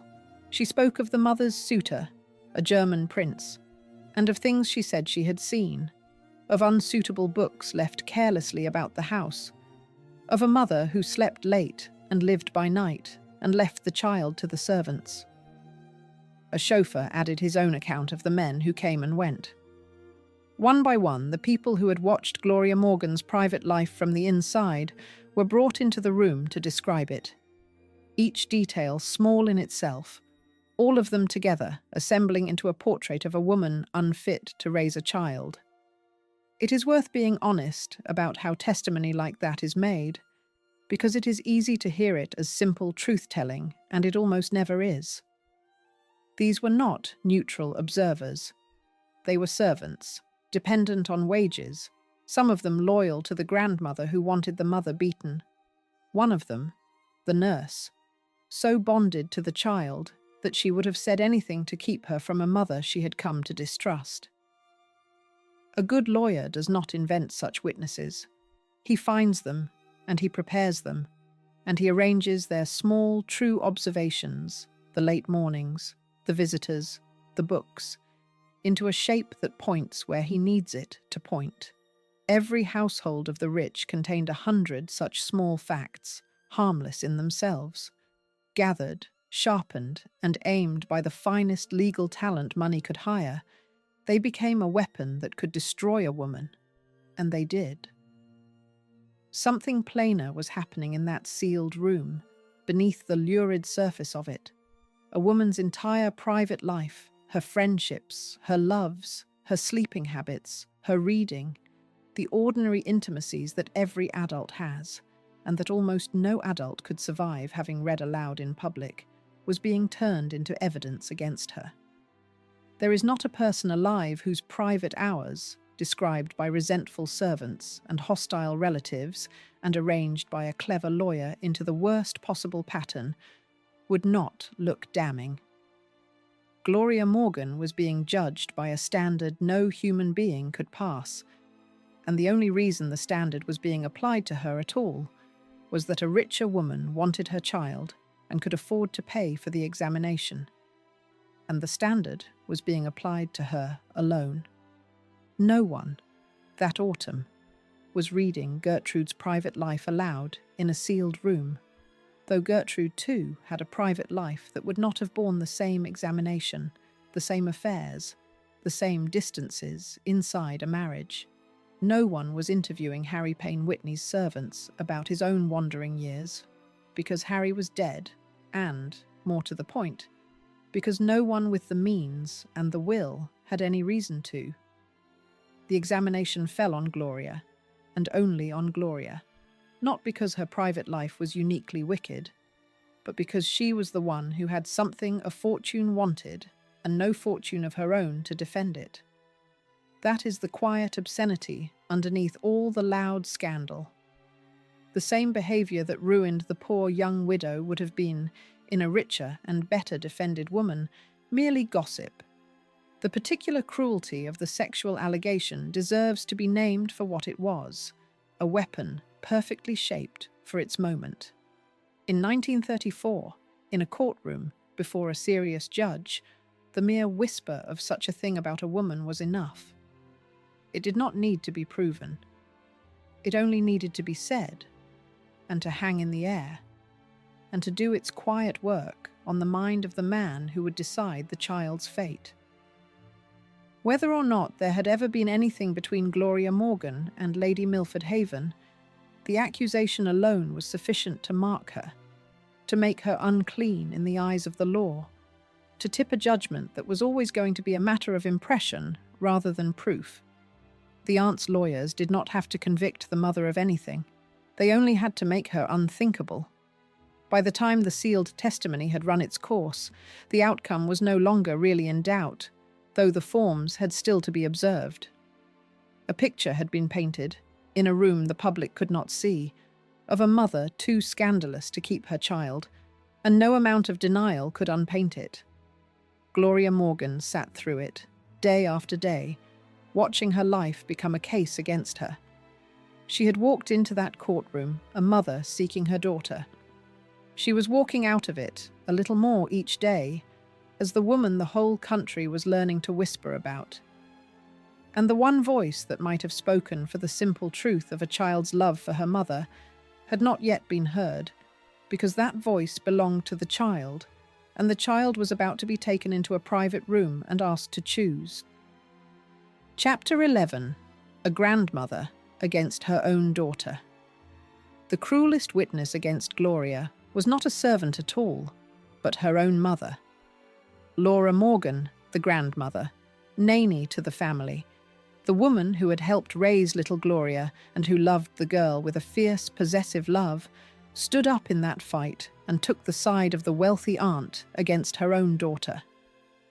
She had come, over the years abroad, to believe that Gloria was careless and unfit, that the child had been neglected, and she said so, plainly and devastatingly, giving the aunt's case the one thing no hired servant could give it, the authority of a mother testifying against her own child. Her words were merciless. She swore that during the years in Paris, her daughter had paid the little girl almost no attention at all, that the child had been like a poor orphan, that little Gloria, heir to millions, surrounded by servants, had simply not been wanted. There is something almost unbearable in that phrase from a grandmother's mouth, not wanted, and it did exactly what it was meant to do. It gave the court permission to do what the fortune wanted done. If the child's own grandmother said the mother was unfit, who could doubt it? A hired maid might lie for money. Surely a mother would not lie about her own daughter. And so the family turned in on itself, and the grandmother's love for the grandchild became the instrument of the daughter's ruin. Try to hold the whole grief of that in the mind, because it is worse than simple treachery. Nanny was not a villain in any ordinary sense. She loved the child fiercely, had helped raise her, had watched her own daughter, as she saw it, drift and neglect the girl for years, and had come to believe, with a grandmother's certainty, that only by breaking from the mother could the child be saved. She may even have been partly right, but the effect of her love was to stand up in a court of law and hand her own daughter to the enemy, to say the words that would strip Gloria of her child, her money, and her name.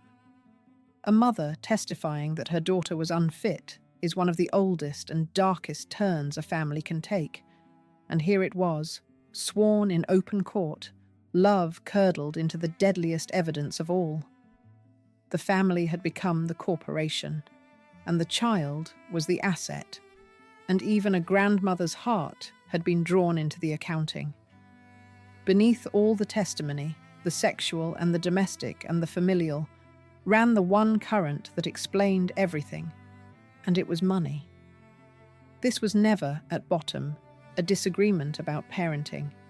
It was a struggle for control of $2.5 million, and the law had arranged things so that whoever controlled the child controlled the fortune.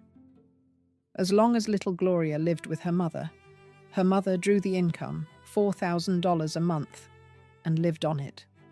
Move the child, and the money moved with her.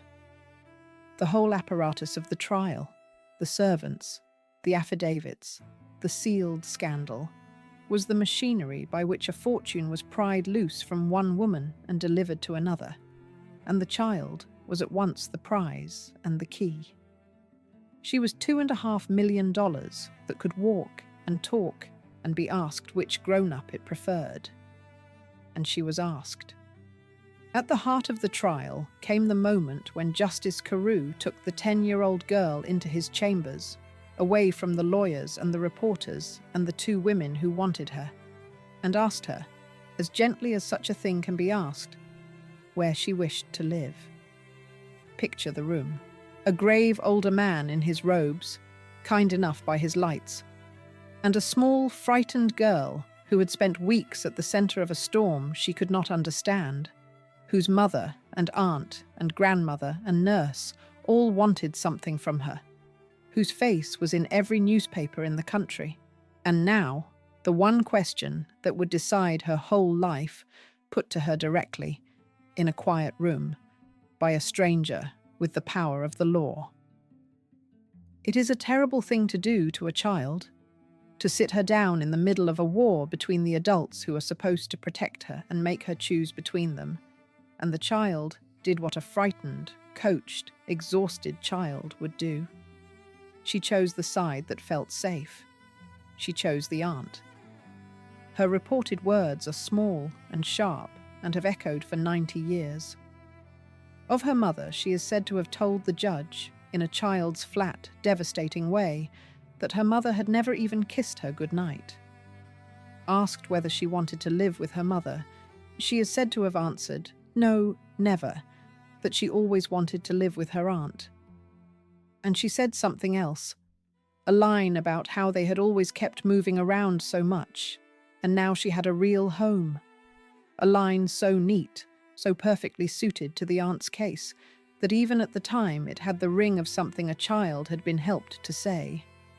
The people around her, the grandmother and the nurse, wanted her kept from her mother, and a 10-year-old repeats the world she is given. That last line deserves a hard look, because it is the seam where a child's real feeling and an adult's coaching become impossible to pull apart. A 10-year-old does not, on her own, produce a phrase that so exactly answers the legal case against her mother. Somewhere behind it stand the adults she loved and feared losing, the grandmother and the nurse, both of whom had staked everything on keeping her from Gloria, both of whom she depended on for the only warmth she knew. A child in that position learns very fast what the grown-ups around her need her to say, and says it, not out of calculation, but out of the deep animal need to keep the people who love her from leaving.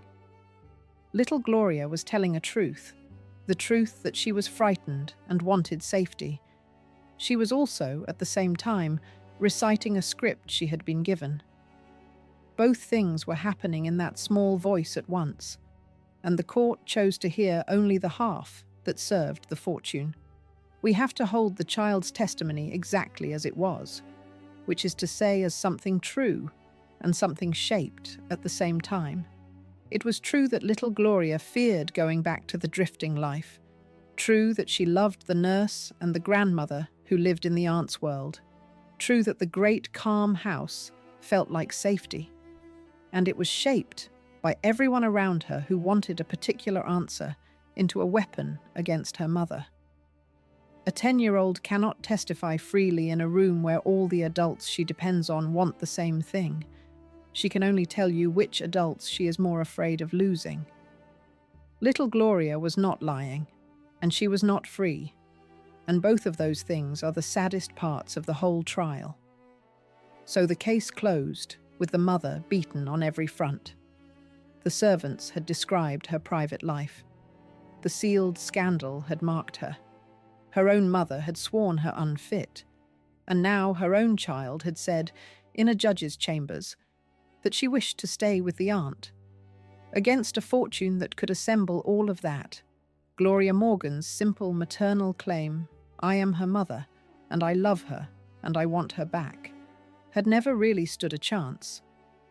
All that remained was for the judge to say aloud what the money had already decided, and to add to it one final stroke of cruelty that no one, not even the aunt, seems to have asked for. And that fell not on the mother, but on the child. Chapter 12. The verdict that took a child. On the 21st of November, 1934, Justice Carew gave the child to her aunt, and then took away the one person the girl truly loved. He ruled that the life little Gloria had lived with her mother had been, in his words, entirely unsuitable, unfit, and improper, and on that finding he awarded custody of the child to Gertrude Vanderbilt Whitney. The great fortune had done what it set out to do. The aunt had wanted the child, and now the law had given her the child, and the mother who had come to that courtroom to reclaim her daughter walked out of it with almost nothing. The terms were a careful humiliation. The child would live with her aunt at Old Westbury and become, in every practical sense, the aunt's to raise. The mother was reduced to a visitor in her own daughter's life, allowed the girl on weekends, from a Saturday morning to a Sunday evening, allowed her for the single month of July, allowed her for a few hours on Christmas Day. A mother had become an appointment, and the money followed the child exactly as everyone had known it would. Gloria Morgan was removed as the guardian of the trust, and with it went the income that had been her only means of support.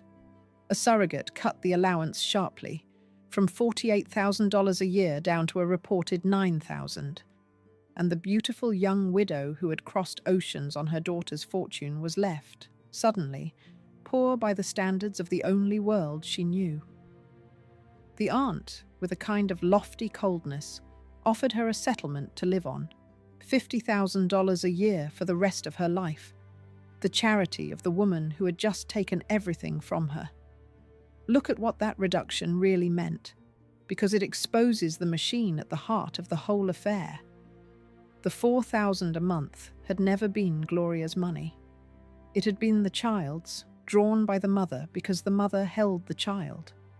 The instant the child changed hands, the money changed hands with her, and the mother, who had done nothing a court could name as a crime, was cut down almost overnight from wealth to something close to dependence.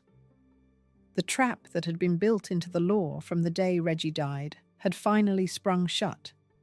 Whoever had the girl had the fortune. Gertrude had the girl. And so the same stroke that gave the aunt a daughter took from the mother in a single afternoon, her child and her income together, and left her to accept, if she chose, an allowance from the very woman who had beaten her, a yearly reminder of exactly who had won. But the cruelest stroke in the whole judgment fell not on the mother and not on the aunt. It fell on the child, and it was this. The court ordered that the nurse, Dodo, be dismissed. Emma Keislich, the woman who had been at the girl's side since she was 2 weeks old, who had not missed a day or a night with her in all her childhood, who was, in every way a small child understands, her real mother, was to be removed from her life. The reasoning was that the nurse had helped turn the child against her true mother, and there was probably something in it. But weigh what it meant, stripped of the reasoning. A frightened 10-year-old, having just been made to choose in a judge's chambers, having just lost her mother to a schedule of weekends, was now to lose, as well, the one adult who had loved her steadily and been there every single night of her life. There is no gentle way to picture it. Somewhere in the weeks after the verdict, the woman who had raised little Gloria from infancy packed her things and left the house for the last time, on the order of a court that had spent 7 weeks and a fortune deciding what was best for the child. The girl had told the judge she wanted a real home. The judge gave her one, and then reached into it and pulled out the one person who had made any home she ever had feel warm. Whatever the legal logic, the human result was a child, already frightened, already uprooted, watching the last steady figure of her whole life walk out a door and not come back. If you are looking for the single image that holds the whole cost of this famous victory, it is not the courtroom or the fortune or the 2 rival women. It is a nursery going quiet and a 10-year-old alone in it. Try, for a moment, to stand in that child's place, because everyone else in the story was standing in their own. The lawyers had their case. The aunt had her victory. The mother had her grief. The grandmother had her righteousness. And the girl at the center of it, the $2.5 million with a face, had just been handed to the aunt she barely knew and stripped, in the same stroke, of the nurse she loved with her whole heart. She had been the prize in a war, and the prize does not get consulted about the terms of the peace. She got a real home, as she had told the judge she wanted, and the price of it was every warm thing that had made her small life bearable. The nursery door opened, and Dodo was led out, and the child was left in the great calm house with her fortune and her aunt, and the enormous silence where love used to be. The mother fought on, because there was nothing else to do. Her lawyer sought to appeal, and the higher courts declined to disturb what had been done. 2 years later, the case was reopened, and her time with her daughter was widened a little. A weekend here, a week there. Small mercies granted to a woman the law had already decided against. But the essential thing was fixed and would not move. The aunt had the child. The mother had visiting hours. And the fortune that had been the true prize all along sat where the aunt could see it, attached to the little girl now living under her roof. For the country that had followed every day of it, the verdict was the satisfying end of a great serial. The poor little rich girl given a proper home at last, The careless mother put in her place, order restored. The newspapers moved on to the next sensation. But for the four people at the center of it, nothing was restored and nothing was ended. The mother had lost her child and her living in a single afternoon. The grandmother had won, at the cost of her own daughter. The nurse was about to be sent away from the only child she had ever loved. And the girl herself, the one the whole vast machine had claimed to be protecting, had been handed a verdict that stripped her, in one stroke, of nearly everyone who had made her feel safe. The public story had a tidy ending. The private one was only beginning its long unravelling. There is a temptation, looking back, to make Gertrude a simple villain here, and it should be resisted, because the truth is stranger and worse than villainy. She does not seem to have acted out of greed for the money, of which she had oceans of her own. She seems genuinely to have believed that she was rescuing a neglected child and giving her a better life. And by many outward measures, she did give her a materially better life. But she had reached for a living child the same way she had reached all her life for everything she truly wanted, with the full crushing force of her will and her fortune. And she had closed her hand, and she had not once, in all the reaching, asked whether a child can be taken the way a house or a horse or a title can be taken. She had won. She had the girl, and she was about to discover the one lesson her millions had never been able to teach her, which is that a person you have seized is not the same as a person who is yours. Chapter 13. The prize who could not be shaped. Gertrude had won the child, and by the child's own account, the moment she had her, something in her went cold. This is the quiet devastation at the center of the whole story, and it comes to us not from a hostile biographer, but from little Gloria herself, looking back across a long life. As soon as her aunt was allowed to take charge of her, she said, her aunt lost interest. Read that line beside everything that came before it: the writ, the trial, the sealed room, the servants, the grandmother's betrayal, the nurse led out of the nursery, the fortune and the will and the army of lawyers, all of it spent to win a child. And then the child won. The interest simply drained away. Life at Old Westbury was, by every material measure, a life of privilege. The girl had the great house, the grounds, the horses, the security she had told the judge she wanted, the settled home at last. What she did not have was the thing the whole war had supposedly been fought to give her, which was a mother's love. The aunt who had seized her did not, or could not, become a mother to her.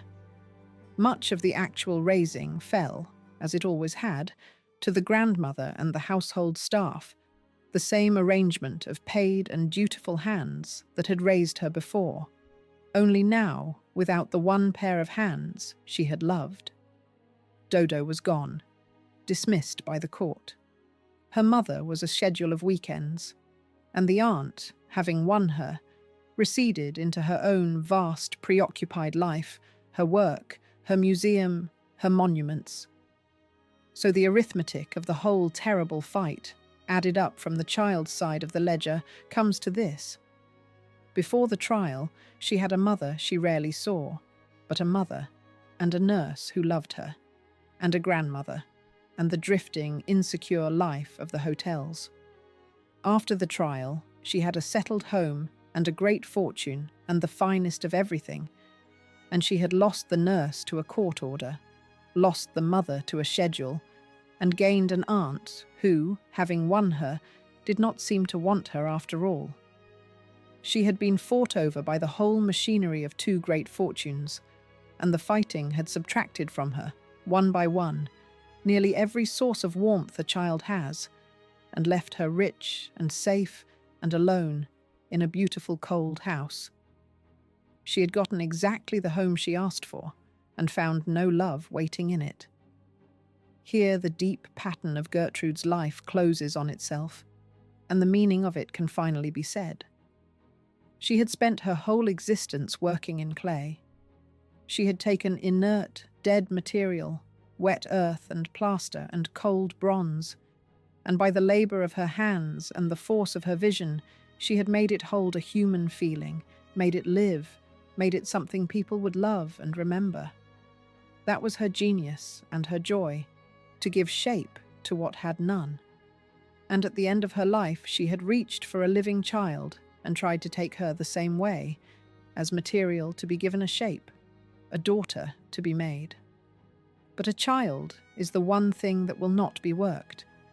A child comes with a self already inside her, a history, a grief, a love given long ago to a lost nurse and a receding mother.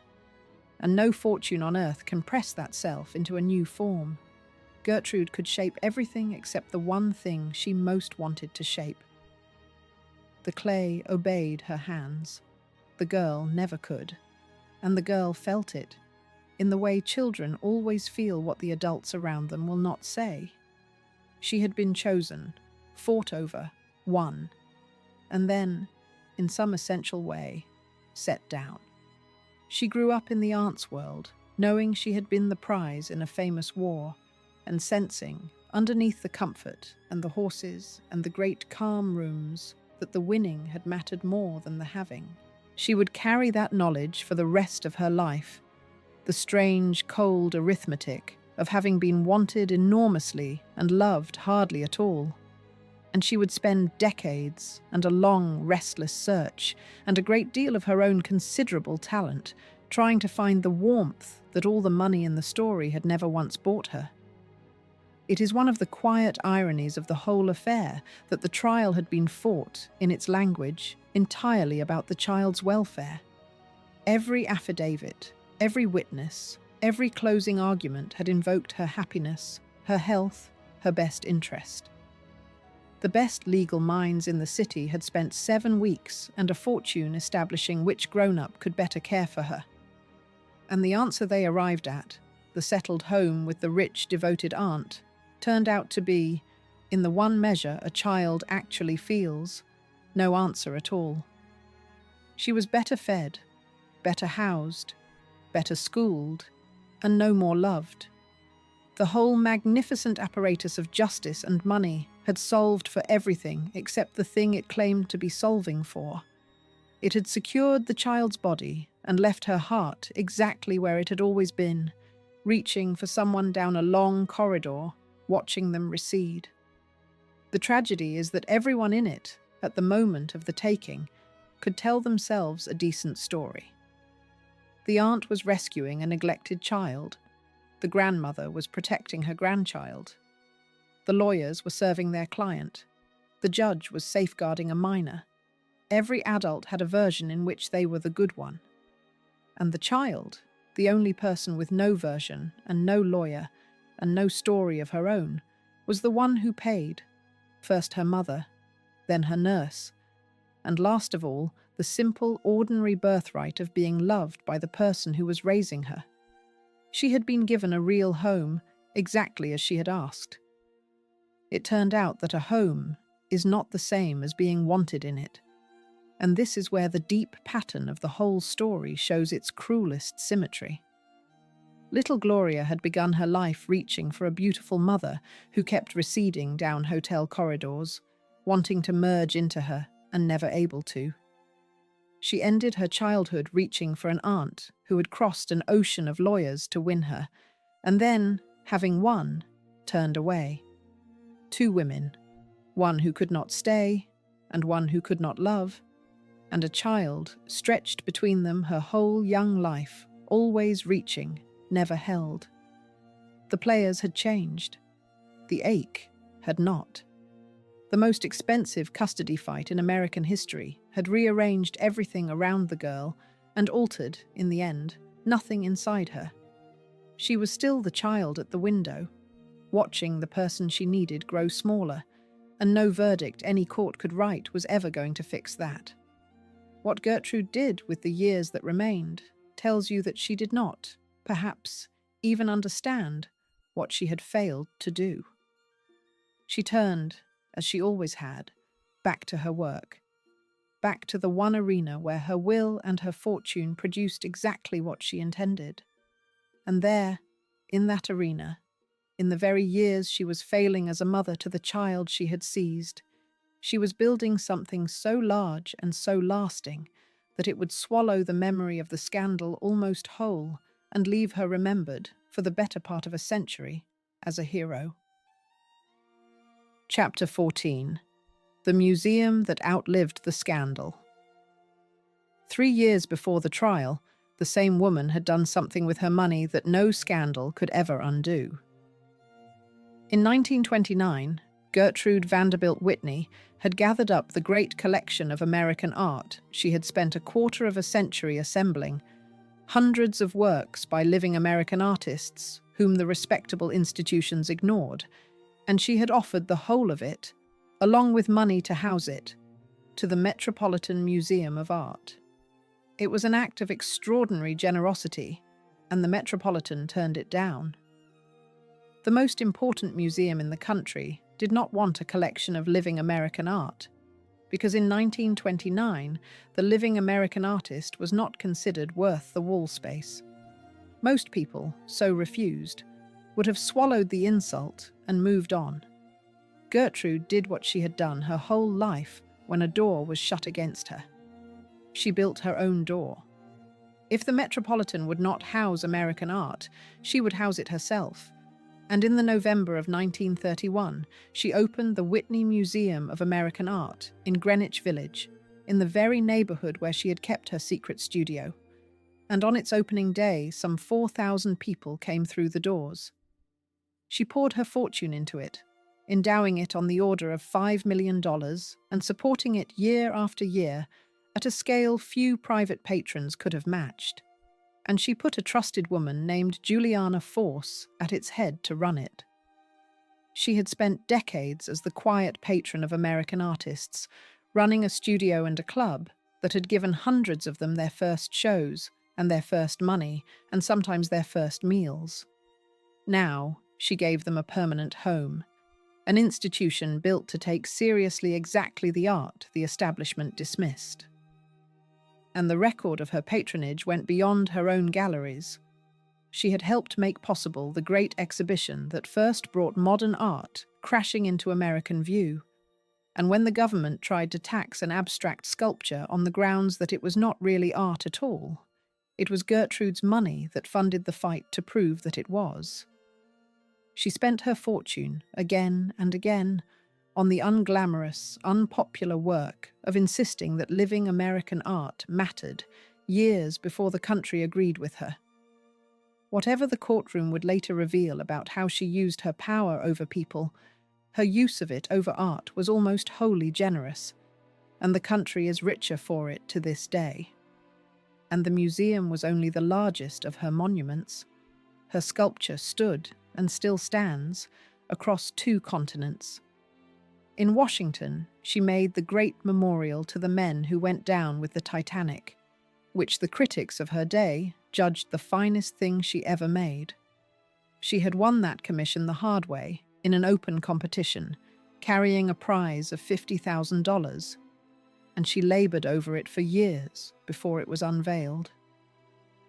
Out in Wyoming, she made a towering statue of Buffalo Bill, the Scout.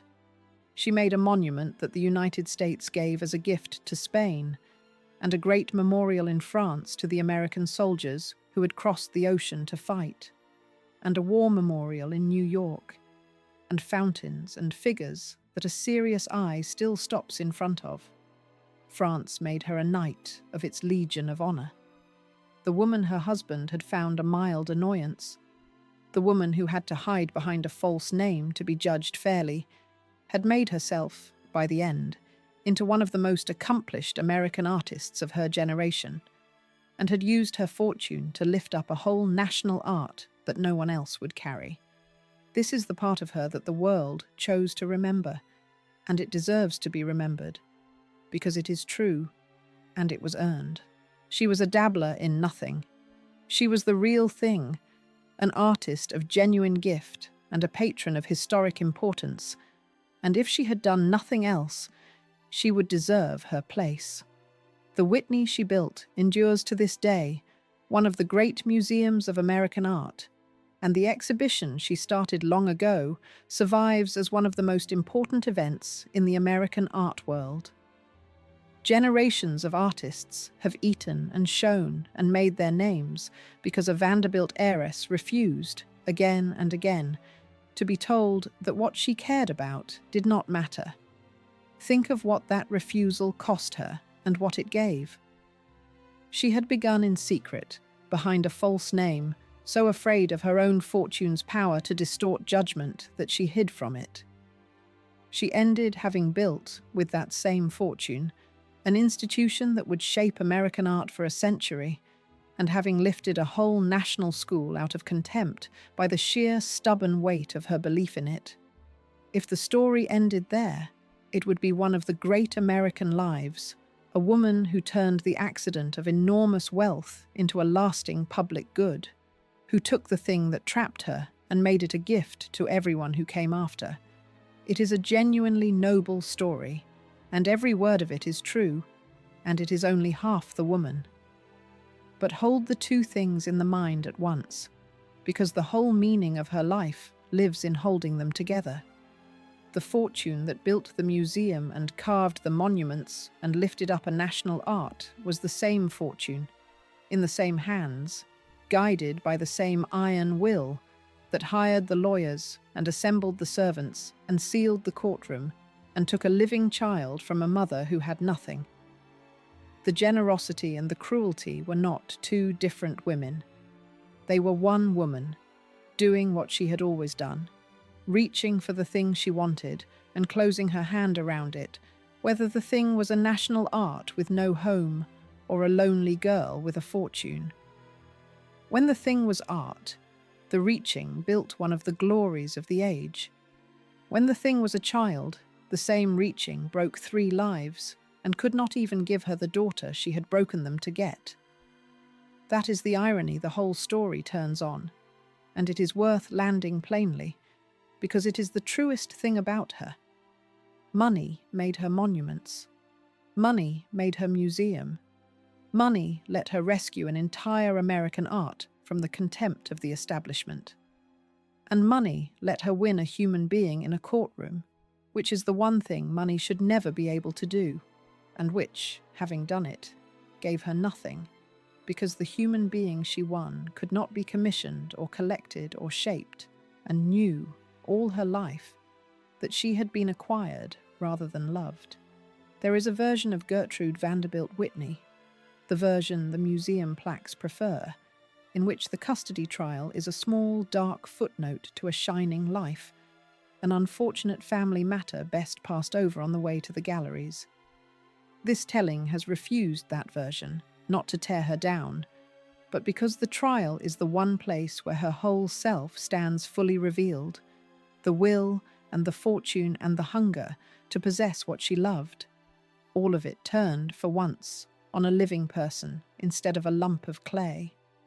The same qualities that made her a great artist, the refusal to be denied, the willingness to seize what she wanted and hold it against the world, made her, in a courtroom, something closer to a thief.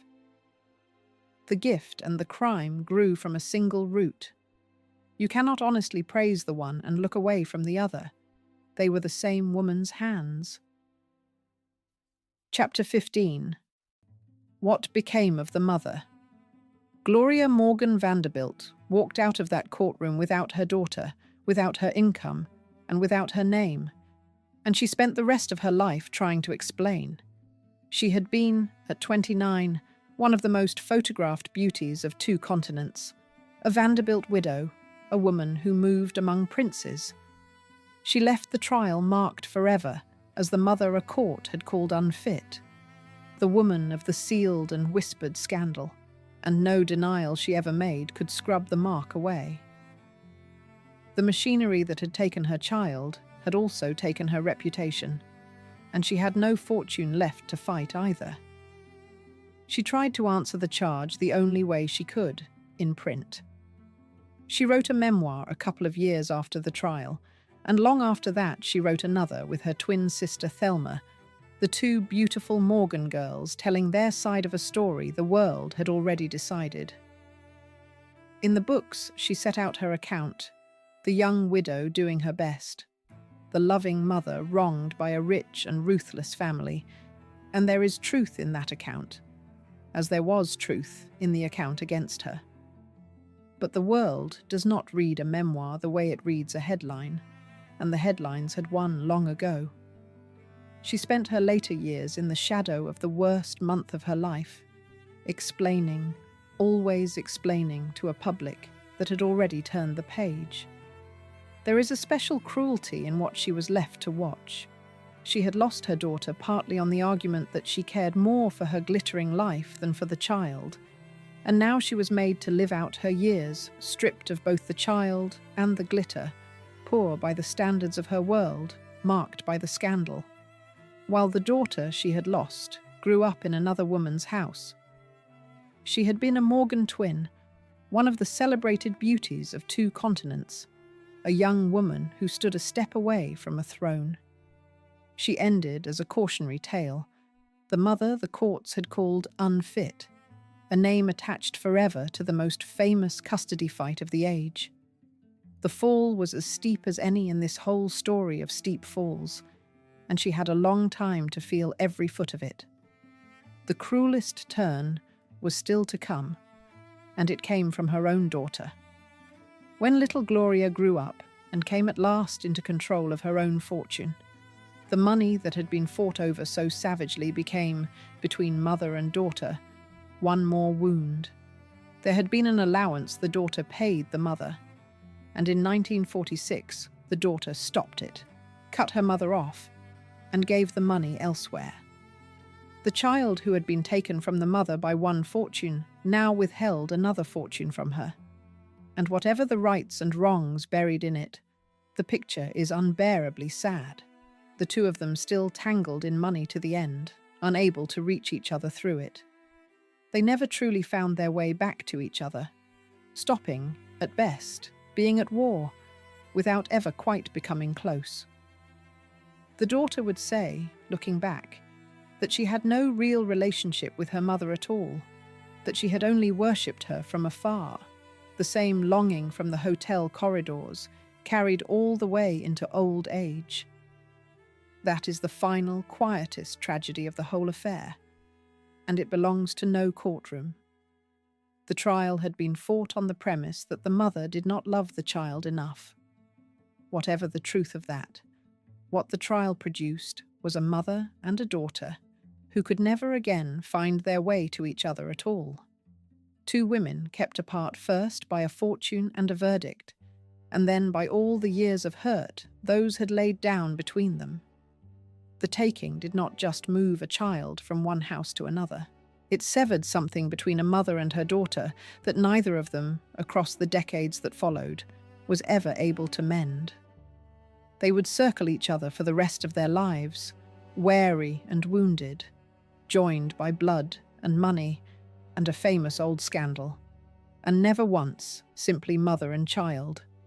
Gloria Morgan Vanderbilt died in Los Angeles in 1965 of cancer, far from the marble world she had married into as a girl of 18. She had been a widow at 21, a defendant at 29, and a cautionary tale for all the years after, and it is hard, reading her story now, to see the monster the trial made of her.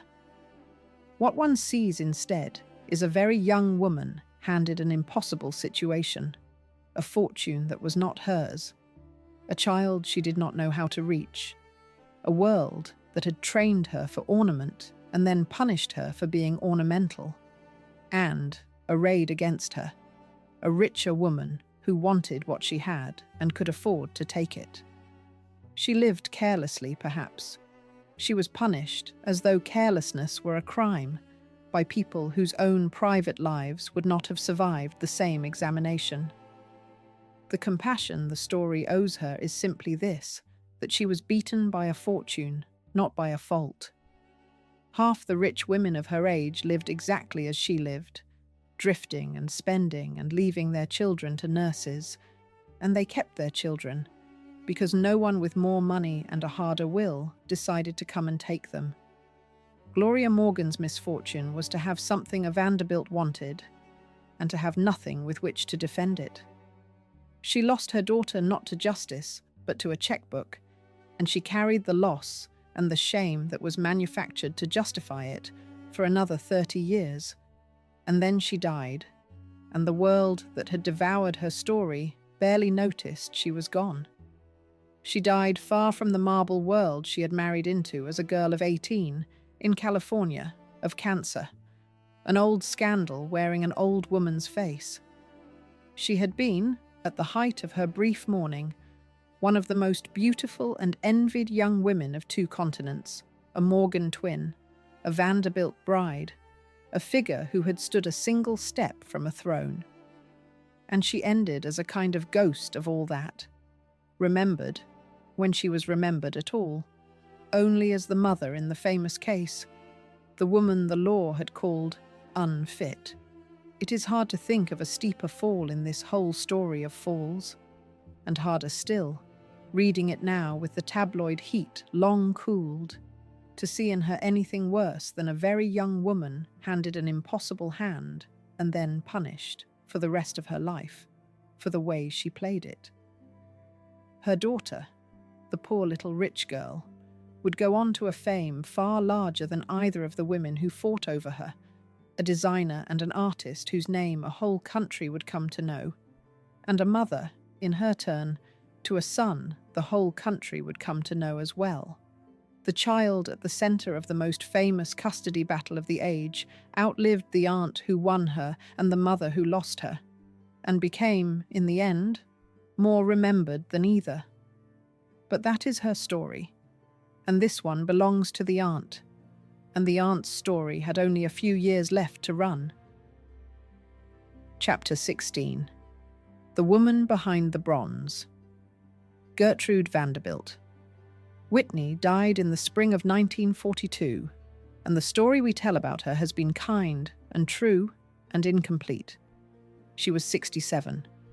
She left an estate appraised at more than $10 million, some $10,590,000 in the final accounting, and she left the Great Museum a fortune to carry it forward, and she left her monuments standing across 2 continents, the memorial to the drowned of the Titanic, the scout cast in bronze in the far west, the figures and the fountains that still stop a serious eye.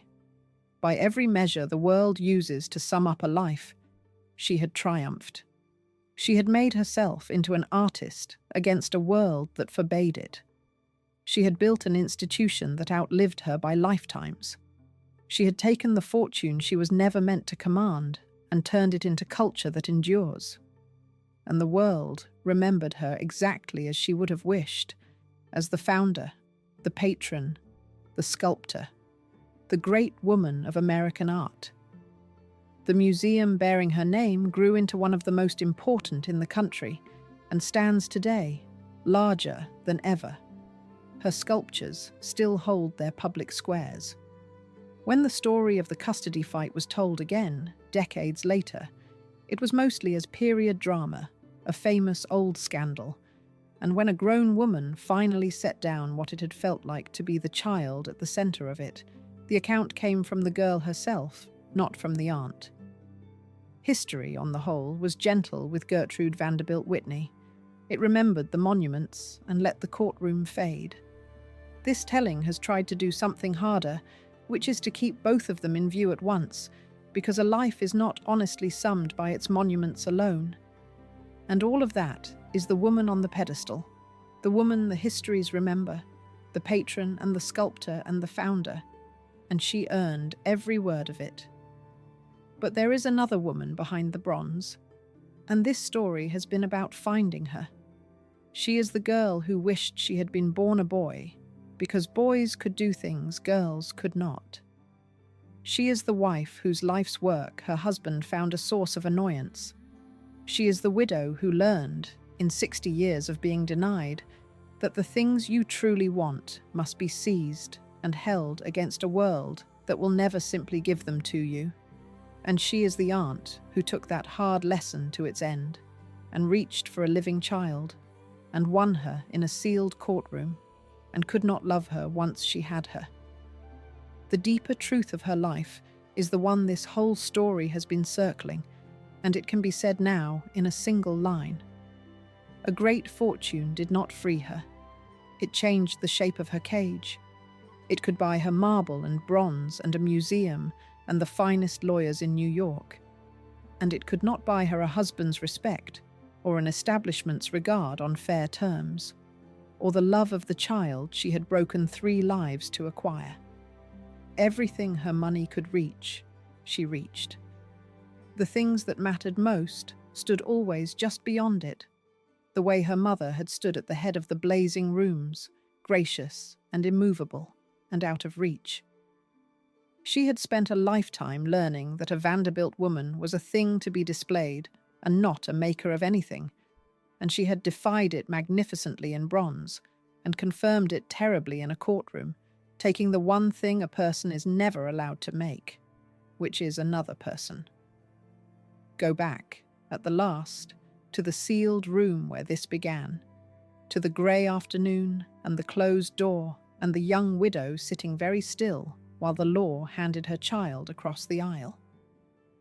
There were 3 doors in this story, and they tell it in miniature. There was the studio door, the plain door in Greenwich Village that Gertrude closed behind her to become, in secret, her truest self, the door that kept the world out so the artist could live. There was the courtroom door, sealed by a judge against a hungry nation, behind which a mother's whole private life was turned into a weapon and a child was quietly transferred like a deed.